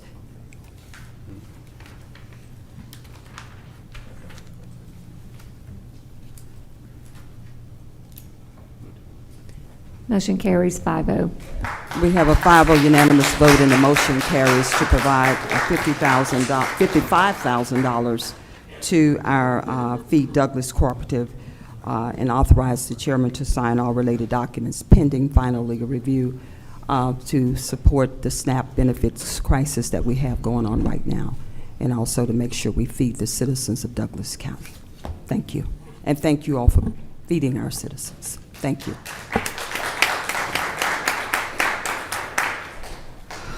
We're going to move on to tab 8. Clerk, you want to read it? Yes. Tab 8 is approval of a new lease between Douglas County and Old Courthouse, Inc., which is the museum, and authorize the chairman to sign all related documents pending final legal review. Okay. Do we have a motion? So moved. Second. Okay, we have a motion and a second on the floor. We have a motion and a second. Any discussion, board? I have a question. Okay, Commissioner. Where is the lease? Attorney. Can you repeat that question? She said, where's the lease? The lease Commissioner was Kenneth Jones. emailed out to the board, I guess this was earlier or mid-October. I can certainly email it again. This is for a new lease. I have not seen a new lease. I have not drafted one. That has not been an ask of legal to draft one. This was something that was discussed to put on the agenda late yesterday. And who asked for it to be put on the agenda? I will defer to the clerk. I was asked by Commissioner Alcaraz, Chairman Jones, and Commissioner Mitchell. So there are just a couple of things that I do want to address, because I did say after the millage rate hearings that we were going to do things with transparency and that we were going to clarify misinformation the second that it comes up. The first thing that I want to address is that this agenda item to end the lease did not come out of nowhere. This has been in the works and in discussion since at least November 21st, 2024. If there are individuals on this board who have the authority to go and speak with leadership of the museum and they choose not to, you are handicapping your fellow commissioners when they ask for a task to be completed, and that is unacceptable. But what I'm not going to do is let people berate myself, Commissioner Raxton, and Commissioner Mitchell prior to him changing his vote or his mind, whatever he did, as though this came out of nowhere. The second thing that I want to address is that the study from Kennesaw State University was done in June of 2023. The idea that the museum was not aware of this study is a farce. Susan Hudson herself participated in the creation of this study and was well aware of what the recommendations were. In November, sir, it's not your time. The additions to that were that in July 21st, 2023, historian Tracy Rickard Shaw also provided to Madam Chair and other commissioners on this board prior to us arriving a detailed study about how the museum could be made better, what things could go in there. So the idea that there was not partnership opportunities, that there was not collaboration offered, again, is a farce. Additionally, we have had emails, and there was a young lady here the other day that said she would do an open records request for these. I hope that you do. But from as early as January the 13th all the way up until October 21st, there have been continuous and habitual discussions specifically about the resolution to terminate the museum's lease, about what things could have been done differently. The Board of Commissioners appointed new people to the History and Tourism Board in an effort to assist the museum in its current iteration in establishing new protocols, new procedures, establishing and bringing exhibits up to date, and those people were deliberately shut out of meetings. Their voices were not welcome, and they were not allowed to participate. So the idea that it is our responsibility, number one, to continue to provide free space for a museum that has demonstrated that they do not have a desire to take feedback, instruction, correction, opportunities to make this museum better is completely unacceptable. No one did this in hiding. It was a deliberate effort to not take requests specifically by Commissioner Raxton to speak to the museum's director. Every person that sits on this board was on those emails. They were aware of the ask and the request, and the chairwoman chose not to go and have those conversations with Ms. Hudson. And for that, I do apologize to you, because you should have been notified prior to it being on the board. But what we're not going to continue to do is silence commissioners when they make specific requests or ask for things to be added as discussion items on the work session's agenda. The other thing that I want to address is that titles mean things. We keep having people say that they are museum curators, executive directors, archivists, historians. There are actual credentials that go with each of those positions, most of them requiring advanced degrees, master's degrees, doctorate degrees, and dedicated years of service honing your craft. And I have yet to see a single individual from that museum that has any of these credentials to be able to call themselves executive directors of a museum, museum archivists, which again require a master's degree in library sciences, archival sciences, and history. This idea that people are up here trying to erase folks' history is also disingenuous, because we said multiple times that the best partnership for this museum would be to partner with the Cultural Arts Council, because they have the resources, they have people that they can connect with. That was a recommendation from the Kennesaw State study.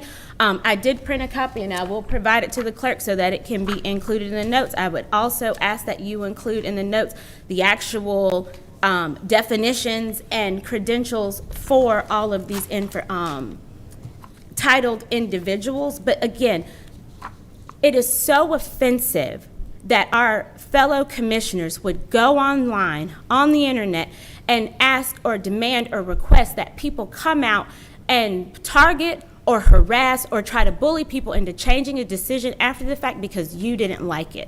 And ultimately, if that's the precedent that we are going to set in this county, then do not be surprised when other individuals pass legislation or a rule or whatever it is, resolution that you don't like or don't agree with, and people come out and en masse to bully you into making a different decision when it is not grounded or based in fact. I do also want to address the hypocrisy of saying that a department, a nonprofit private entity that is not a part of Douglas County's government, it's okay for them to operate for 17 years for free in a Douglas County building while you are having conversations and discussions about the potential to furlough employees, when you are having conversations and discussions about us not having enough space and departments that we are actually required to fund having to cut their budgets, tighten their belts, pull themselves up by their bootstraps, all of these things, but then we somehow magically have extra to go and give to somebody else who already has not been a good steward of what has been provided. I will acknowledge the correction that they have not gotten $75,000 every single year. They got $75,000 last year. There are several years when they got $55,000. There are years where they got $18,500 and some odd dollars, in addition to being able to operate in the museum rent-free. And I would like to address for all the people that are saying that this is the best museum and it's bringing all this in 17 years, based on their own records, they have had 18,000 visitors come through the museum. That's 1,058 people a year.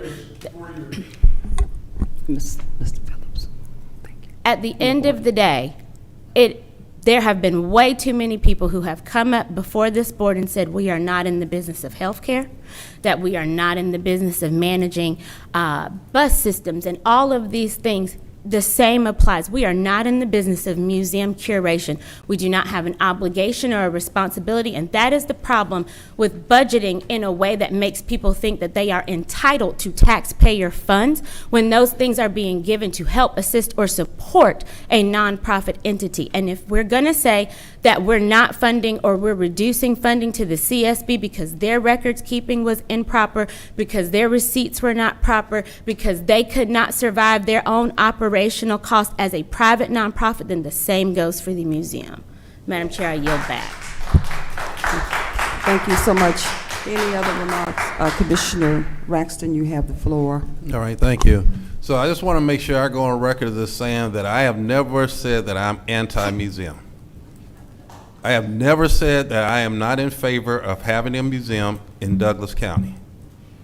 So I want to make sure that it's out there, that that narrative is removed. It is completely false.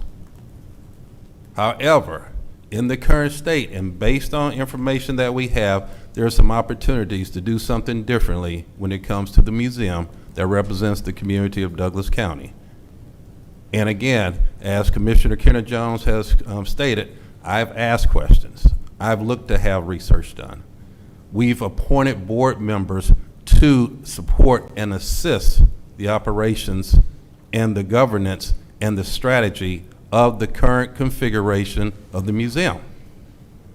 So I want to make sure, again, that this is crystal clear that District 3 Commissioner Martin Raxton is not against a museum in Douglas County. However, we have opportunities, and that's what I've been seeking. And since I've been on this board, I have been seeking that information and will continue to seek that. With that said, Madam Chair, I yield the floor back to you. Okay, thank you so much, Commissioner Raxton. Certainly, for the record, I would just like to make it known that I did have a conversation with Ms. Hudson and with our former chairwoman, Rita Rainwater, regarding this matter. So I did not hold the information that was out there, and they had it clear. They just didn't have an opportunity to get to the board because the decision was made so quickly, but we had already had a conversation and met. Also, ACA, Assistant County Administrator, this board that we have for the actual museum, can you explain, this board is, the function and purpose of this board is primarily history and preservation. Am I correct It doesn't have anything to do with the museum. Can you explain that to me, please? So there are two, I think there are two entities that are, I guess, housed in the museum. We have the Tourism and Preservation Board. And according to the documents that we have on file for that, the core of that is just looking at preserving buildings and objects that are, that need to be preserved in the county. And then I would like to say, and you all can correct me if I'm wrong, there's a 501c3 that is for that board that governs the museum, the entity that is the Douglas County Museum, not the building, not all of that, but they have their own board. I think that was created so they can raise funding and support their efforts. So our board, the Board of Commissioners supported board, what is the role of the board? It is for preservation of historic buildings, objects, and I don't have the information in front of me, but that's its core. But yeah, I guess there would be a connection if there are objects that they are preserving, and I guess that we probably need more information on how that's intertwined. All right, thank you for bringing that to my attention. Thank you. All right, we have a motion and a second on the floor. Board of Commissioners, please prepare to cast your votes.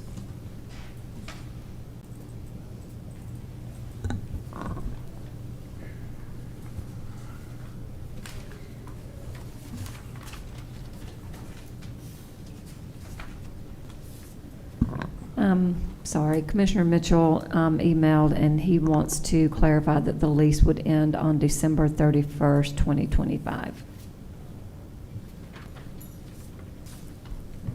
How do we get back to him? Or will it lease end on the 31st? So, Madam Chair, if I can just intervene really quickly. The motion that you guys did a few meetings ago to terminate the lease made the lease termination effective December 31st, 2025. I'm not sure if that's what Commissioner Mitchell is speaking of. Now, the item that's on your agenda this morning provides just that there be a new lease. If that were to be something approved by this board, you guys would need to put some terms to it as to how long, how much, that kind of thing. Vice Chair, do you have anybody have it? Yeah. Go ahead, Commissioner Mitchell. There you go. No, you go right ahead. I'll hold. So the lease agreement will be for an additional year to end in December of 2026. And for us to go back and once we get our DMO assigned, to go back and provide them with funding for the year of 2026. I do have a point of clarification. How are we voting to approve a lease that hasn't been drafted? Nobody has reviewed any terms or agreements. You've not identified the appropriate parcels. We don't know what portions of the museum that they would be using, what their hours of operation is, their premises liability. Have we been indemnified by any of the issues that may occur there? So we're just going to now willy-nilly vote on a lease that nobody's ever seen. I'm going to yield the floor back to Commissioner Mitchell. He has some clarification on that. And sorry, and I hope you guys can hear me, but just for clarity, this motion, what I thought was to take them to the end of the year, and then we'll go back through this whole process of what it would look like when it comes to the museum. Committee will correct that, what the funding source and so on. But that's why I asked Lisa to clarify that my vote is to end it as of the 31st, and we'll talk again at the top of the year for the next lease. But if that's not what this motion is, then I need to defer and make that correction. And yes, as far as legal talking about the new lease or what that really looks like, it's the existing lease, whatever that lease was or is, even though it was, I'm sorry, say again. Oh, okay. I thought somebody had said something. So, but this motion is to take this lease to the end of 12/31/25. If it's anything different, then I need clarity. The resolution we approved previously to terminate their lease already went through December 31st, 2025. Understood. Correct. Correct. I want to reinstate that to take them to the end of the year, and then we'll have a discussion at the top of the year. That's the motion I was anticipating this was, and not a year and, I'll call it a year and 2 months lease agreement. Madam. Also for clarity, Probably need to the rescind. motion, I'm sorry, go ahead. No, I was just going to add, Commissioner Mitchell, they are already, Right. Okay. based on your motion last meeting or whenever that was, they would be able to remain until December 31st, 2025, already, currently, without this motion that's on the agenda this morning.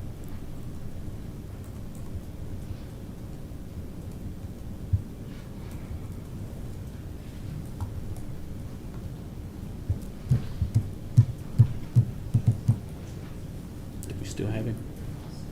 I'm sorry. Just waiting for him to reply. Were you able to hear me, Commissioner Mitchell? We may have lost him. May have lost him. Can you pull up the vote from that previous meeting? The resolution from the previous meeting?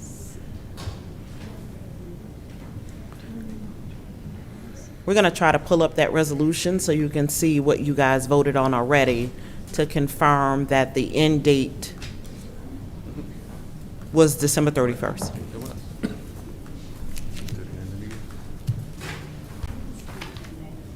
Oh, okay.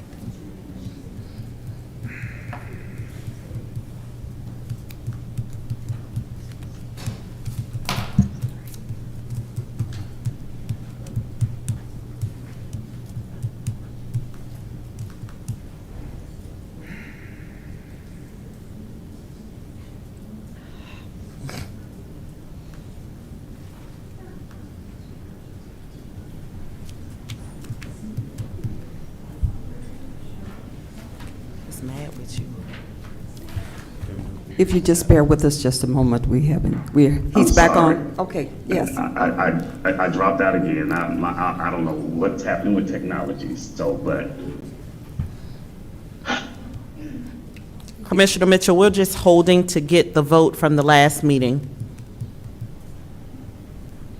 so what you stated, I think when I last dropped off, you said something to the effect that the vote from the last meeting stated that they would be good all the way to the end of the year, correct?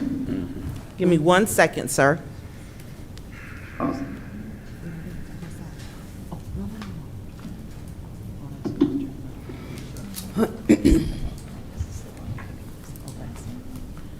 Maybe October.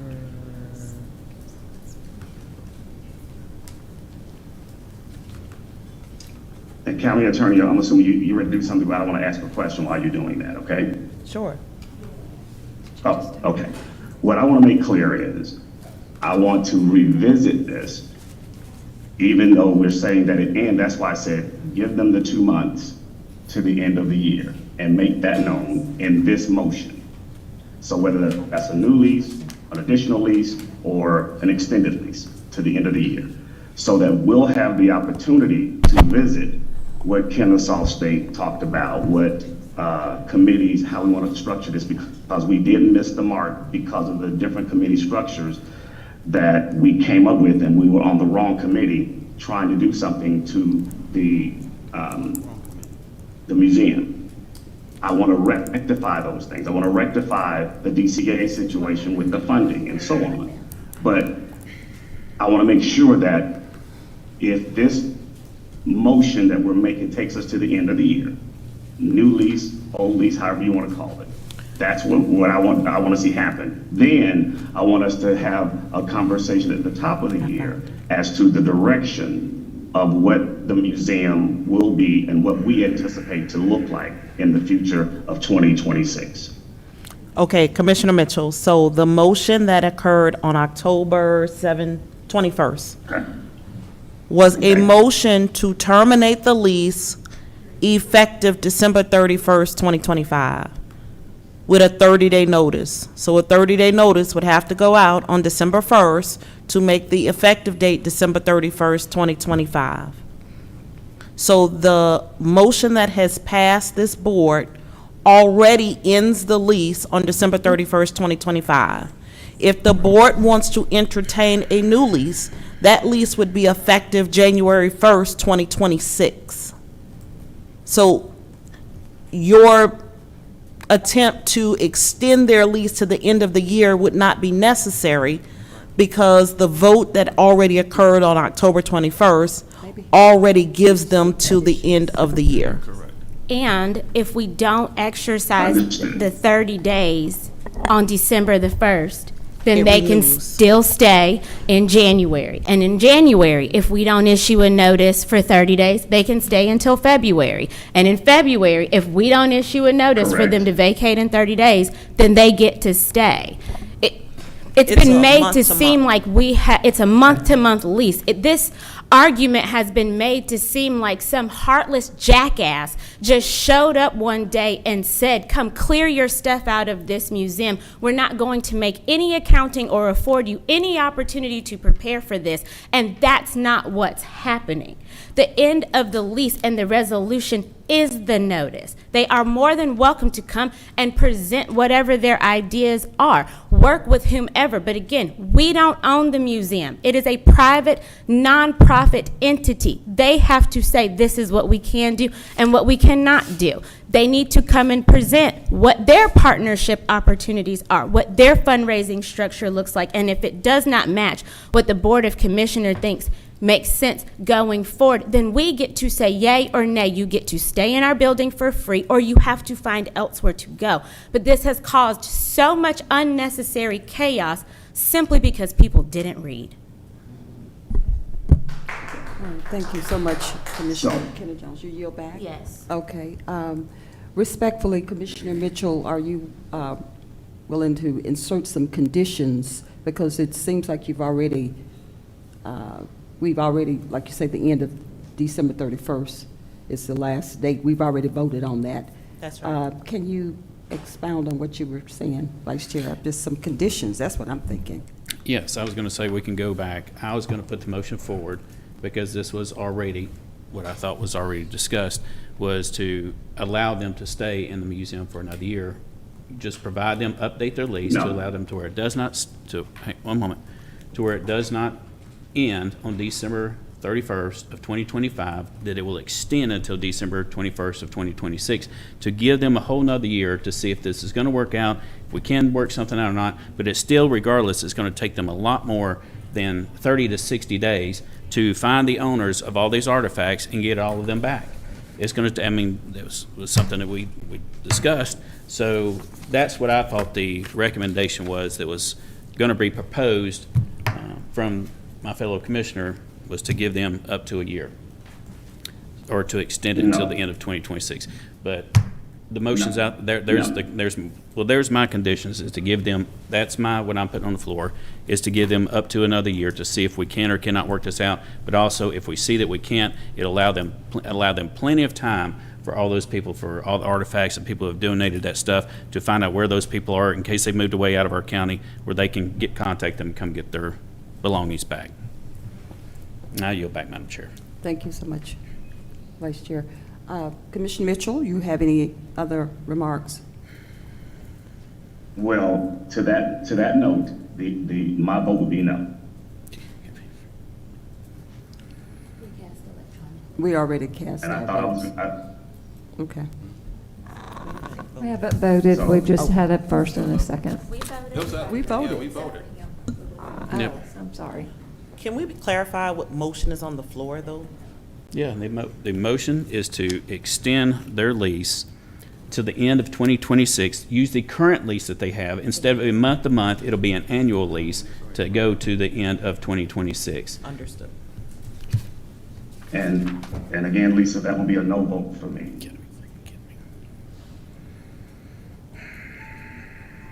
Just give us just a second. I don't think we, when I look at what was read, what I read for the motion, we didn't have any specifics regarding the time. It just is approval of a new lease between Douglas County and the old Courthouse Incorporated Museum, and authorize the chairman to sign all related documents. So that's what I read. Right. So, But with the conditions just stated, Madam Chair, I apologize, but for the conditions just stated, that would be a no-go for me. However, I was going to, as I stated earlier, and legal, I don't know how we can do this or not, and that is to the end of the year, which I think that's, from my understanding, that's already done. And I just wanted to have the opportunity that they would be able to come to us with a plan, with an idea, with a layout, with a structure that we will engage and find out who the artifacts are, or owns the artifacts and all that good stuff.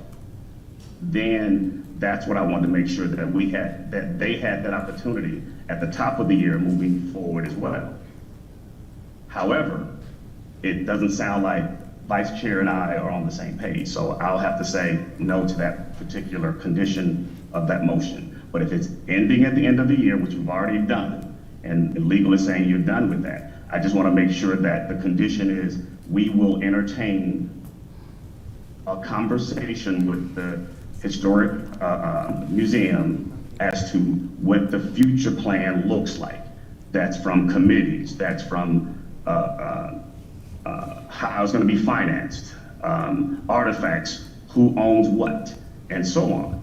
There's several conditions to include the information from Kennesaw that I've recently found out, that I want to make sure we engage that so we can have really a true structure of what this museum could be or will be in the future. So, could we, what? Thank you. Oh, I'm Commissioner. sorry, it's not coming up on the screen. The motion fails 3-2. I mean, that was just a waste of putting that on the agenda. Because it was already that. It wasn't a waste. It wasn't a waste. All right, I'm done. We can move on. I yield back to you, Madam Chair. So if someone would like to second and legal tell me if this is doable, I just want to make sure that this particular motion condition that the historic museum has an opportunity to come before us with a plan, with an idea, and we can start off at the committee level and introducing what that looks like and what that will be moving forward at 2025. Now, they can start now, but we'll talk about it and approve or disapprove 2026. So nothing prohibits the board or individuals from talking with the museum to do a presentation or get together and provide a plan for a potential consideration again by this board of issuing a new lease for 2026.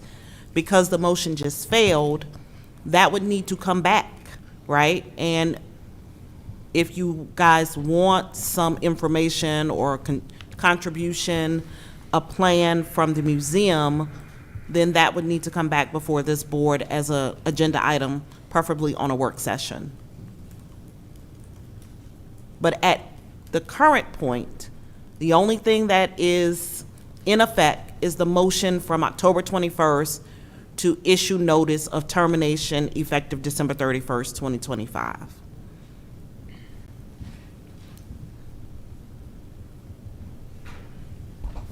We may have lost him again. I believe he just texted his phone has overheated, so. Madam Chair, I'm respectful. Okay.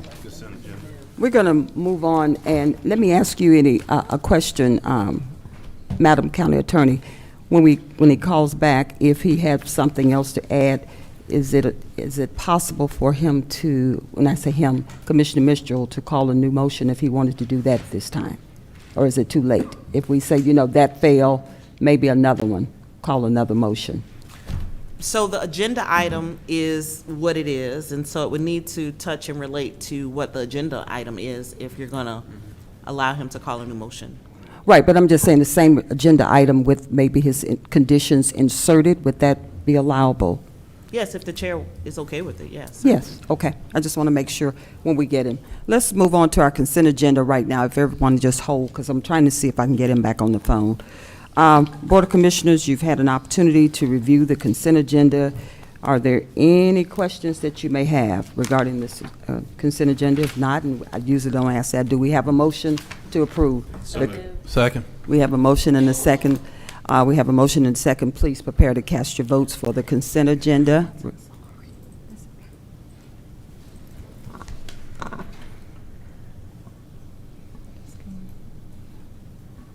Motion carries 4-0. We have a 4 unanimous vote and the motion carries. Is he back on?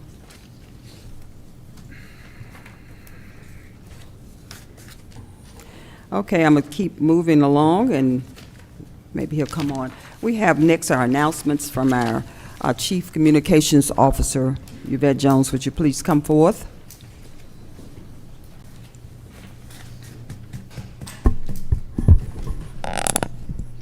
Good afternoon, Madam Chair, Vice Chair, Board of Commissioners, County Administration. It is a pleasure to stand before you with a few announcements. You are invited to join Chairman Dr. Ramona Jackson Jones for a community town hall on Thursday, November 6th from 6 p.m. to 8 p.m. right here in Citizens Hall at the Douglas County Courthouse. The event will feature updates from departmental leadership regarding programs, initiatives, and services related to public safety, transportation, strategic priorities, and more. We look forward to engaging with you and hearing your input. And save the date for District 1 Commissioner Henry Mitchell III's next Coffee and Conversation. The event will be held on Saturday, December 6th from 10 a.m. until noon at the Douglas County Courthouse right here in Citizens Hall. Hear from several guest speakers discussing topics related to planning and zoning, transportation, parks and recreation, senior services, public safety, and more. We look forward to the conversation. And join District 3 Commissioner Martin Raxton and Splendors of Africa as they host the 5th annual Turkey Drive on Saturday, November 22nd at 8 a.m. at the Douglas County Courthouse. 500 turkeys and trimmings will be provided to families on a first-come, first-served basis while supplies last. For more information, contact 770-920-7295. We look forward to seeing you there and being of service to the community. And mark your calendars for Douglas County's annual Veterans Day Parade. The event will be held on Saturday, November 8th at 11 a.m. Join us as we honor our veterans for their dedication and service. The parade will start at Douglas County High School and route through downtown Douglasville. To register to participate or for additional parade information, visit our website at douglascountyga.gov, or you can email constituent services at douglascountyga.gov. And heads up, Douglas County, did you know that November to early December is one of the busiest times for severe weather in Georgia? To help Georgians prepare for the season, the Georgia Emergency Management and Homeland Security agencies have partnered with the National Weather Service to declare Wednesday, November 5th, as Georgia's Severe Weather Preparedness Day. At 9:30 a.m. November 5th, the Georgia National Weather Service will send out a routine test message across the state. Schools, businesses, and individuals are encouraged to practice their severe weather tornado plan in response to this test warning on Wednesday morning. Follow the Douglas County Emergency Management Agency Facebook page for updates on this and on future public safety events, announcements, and tips. And today, of course, is Election Day. Polls are open until 7 p.m. this evening. Voters will cast ballots for the statewide Public Service Commission general election, Districts 2 and 3. It is also a municipal election year for the city of Douglasville, the city of Villa Rica, and the city of Austell. Voters must report to their assigned precincts to cast their ballots for these races. Now, special notice for voters residing in the Douglas County portion of Austell must cast their ballots at their designated Douglas County precinct as indicated in their mailed notices. Not sure where to vote? Check your Election Day polling location online at mvp.sos.ga.gov. And join us for pie, coffee, and shopping on Wednesday, November 12th at 9 a.m. in the third floor atrium. Enjoy coffee, sweet treats, and early holiday shopping while connecting with others in the community. Douglas County is partnering with Partners in Education, or PIE, to host a networking and fundraising event benefiting the Douglas County school system. Learn more about our local schools, support a great cause, and find some unique holiday gifts. The event is free and open to the public. We hope to see you there. And that completes our announcements for this afternoon. I yield back to you. Thank you so much, Chief Communications Officer. Thank you for rendering our announcements for the day. Can you check to see if Commissioner Mitchell has rejoined us?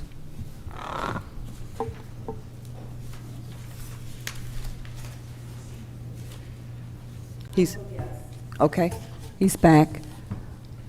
Commissioner Mitchell, can you hear us? I can now, and my apologies. Okay. This technology, it works when it want to work, though. Okay, I don't know where we left off because my phone froze and all that good stuff, so. Okay, it was the first vote, well, for the first motion, it was a 3-2 vote. Certainly you said no. You brought this to my attention that you had a change of mind. I'm not sure if you want to call another motion or you done for the day. Well, if you want to call it in the form of a motion, that I just want to give I want to give these guys at the top of the year, since they're already, this is supposed to be ending at the end of the year, an opportunity to come before the board. And I don't know if that needs to be in the form of a motion, and legal, you can tell me this or not.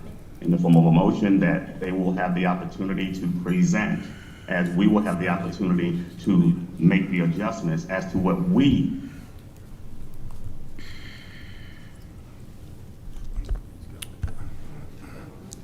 I think we lost him again. Madam Chair, I do have a question for County Attorney. Uh-huh. And again, I think County Attorney. I'm sorry. Okay, keep going, We can Commissioner. hear you now. Okay, so that's what I'm saying. So does that need to be in the form of a motion to assure that we will have that conversation 2026 moving forward? No, sir. You just need to follow the ordinances. You get another Okay. commissioner to agree to put something on the work session agenda. So I have a question. Do we need, because he said at the top of 2026, I guess January, to meet.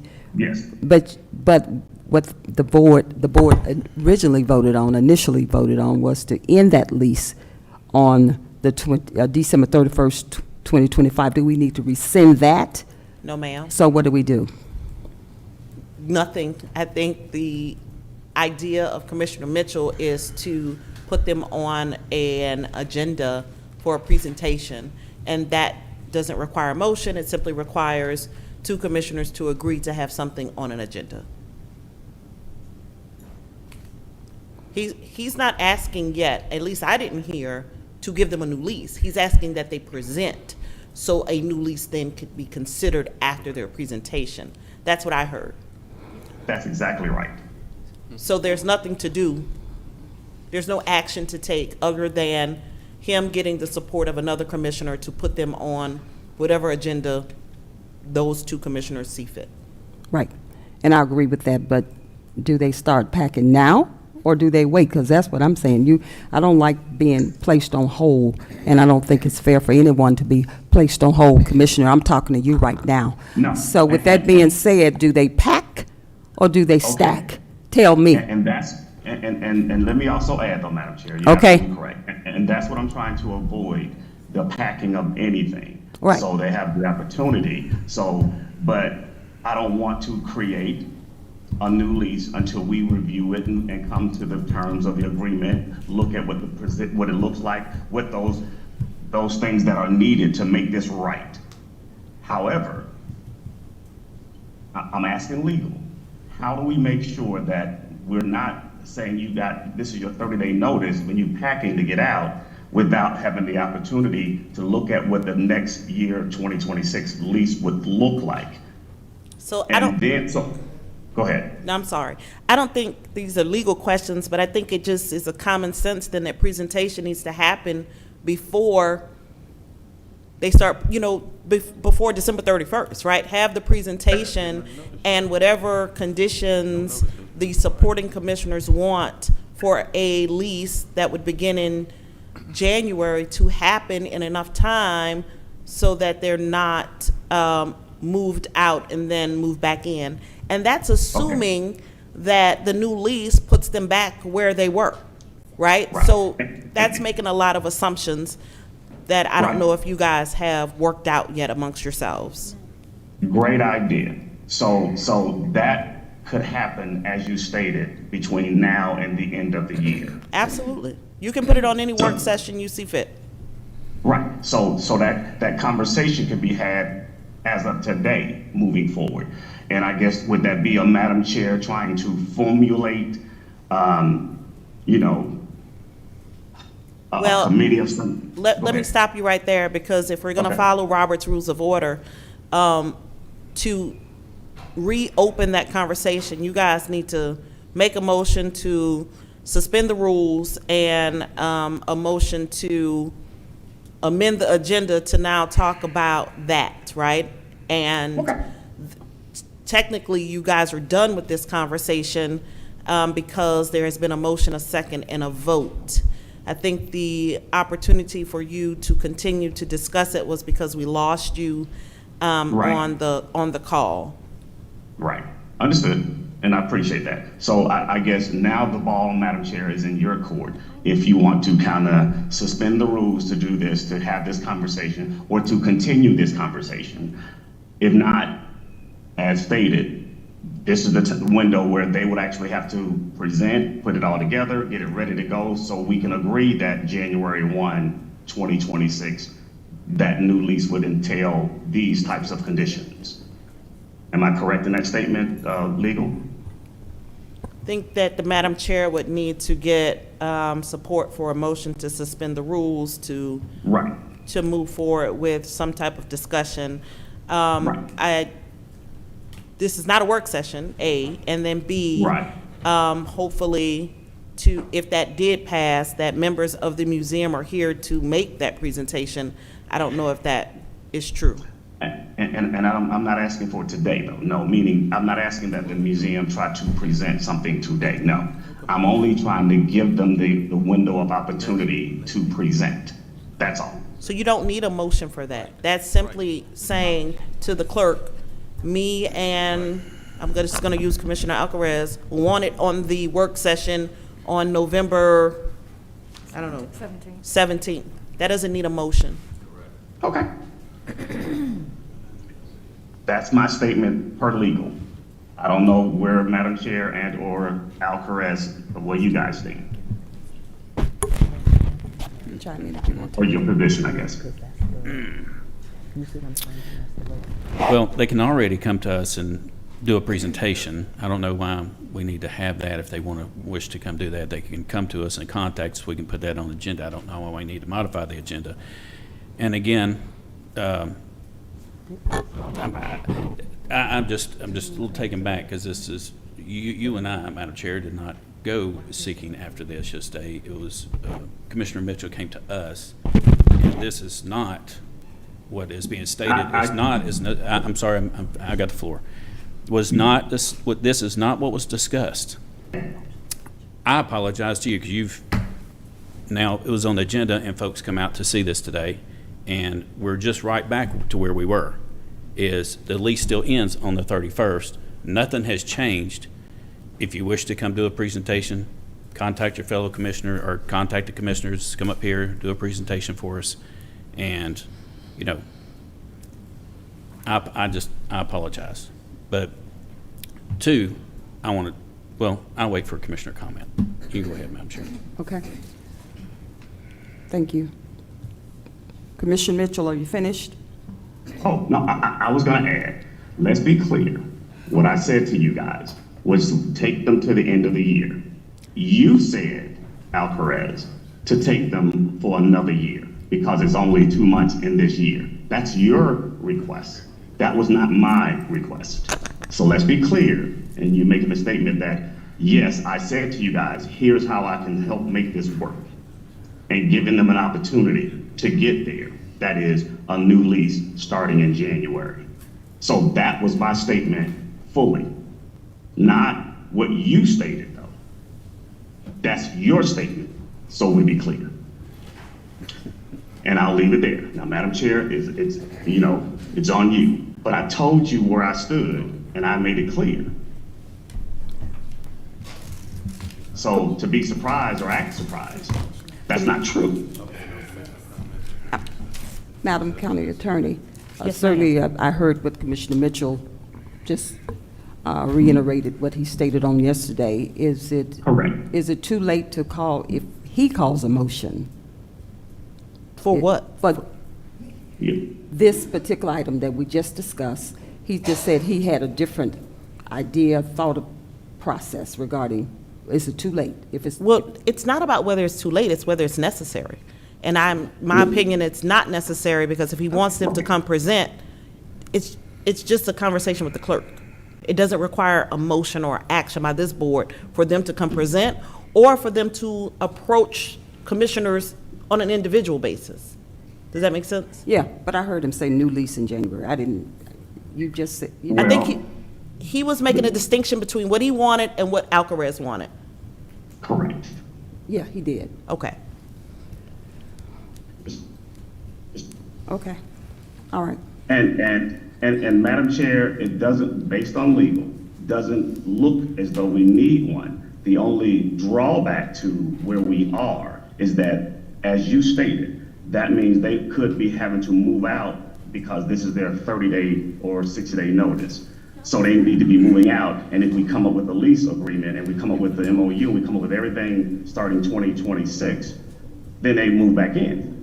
I was trying to avoid just that part of the conversation. However, I never once said, let's do a 1 year and 2 month lease or vote motion to do that. So that was never my intent.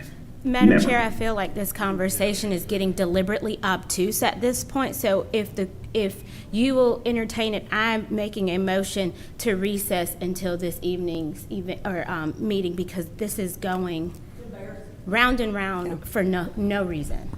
Okay, thank you. Can I get a Second. With that being said, Commissioner Mitchell, we'll just talk offline, and of course, I apologize to the citizens that came in today, and also all the citizens that came in, of course. But we will certainly deliberate a little further, and I'm just still lost because I don't know if they move out on the 31st or whatever, but we'll talk about that because we need to make sure that we give clear instructions to Ms. Hudson and the entire museum staff, because they don't need to be living on the edge and on pins and needles until the 31st.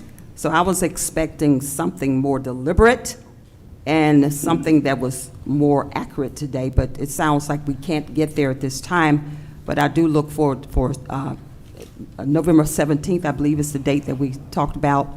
So we will come back, and certainly if there could be a prepared presentation for the Board of Commissioners, I would greatly appreciate that from our museum board, and certainly with some of those strategic measures that were discussed by the board and some of those concerns and how you're going to infiltrate some of those things to modernize and move it to the next level and make sure that it's cohesive and address all sectors of Douglas County and represent the citizens, all citizens here in the county. So with that being said, we're going to move on board. Board of Commissioners, are there any Board of Yes. Commissioners comments? You have the floor, Yeah. Vice Chair. No, I just wanted to go back because Madam Chair, I'm sorry to interrupt. There's a motion on the floor and there's a second. There can be discussion on that motion, but not in a request for comments. okay. Just discussion, and obviously that discussion can be about the motion that's on the floor. We have a motion and a second on the floor for recess. Any other discussion? You don't have anything for discussion? I can, but it's not in regards to this matter. Okay. We have a motion and a second on the floor for recess. We have a motion and a second. All in favor of recess, please indicate by raising your right hand. We have a 4 unanimous vote, and the motion carries to go into recess until 6 p.m. tonight for our planning and zoning meeting. So thank you all so much, citizens, for your participation today, and we hope that you will attend our 6 p.m. planning and zoning meeting.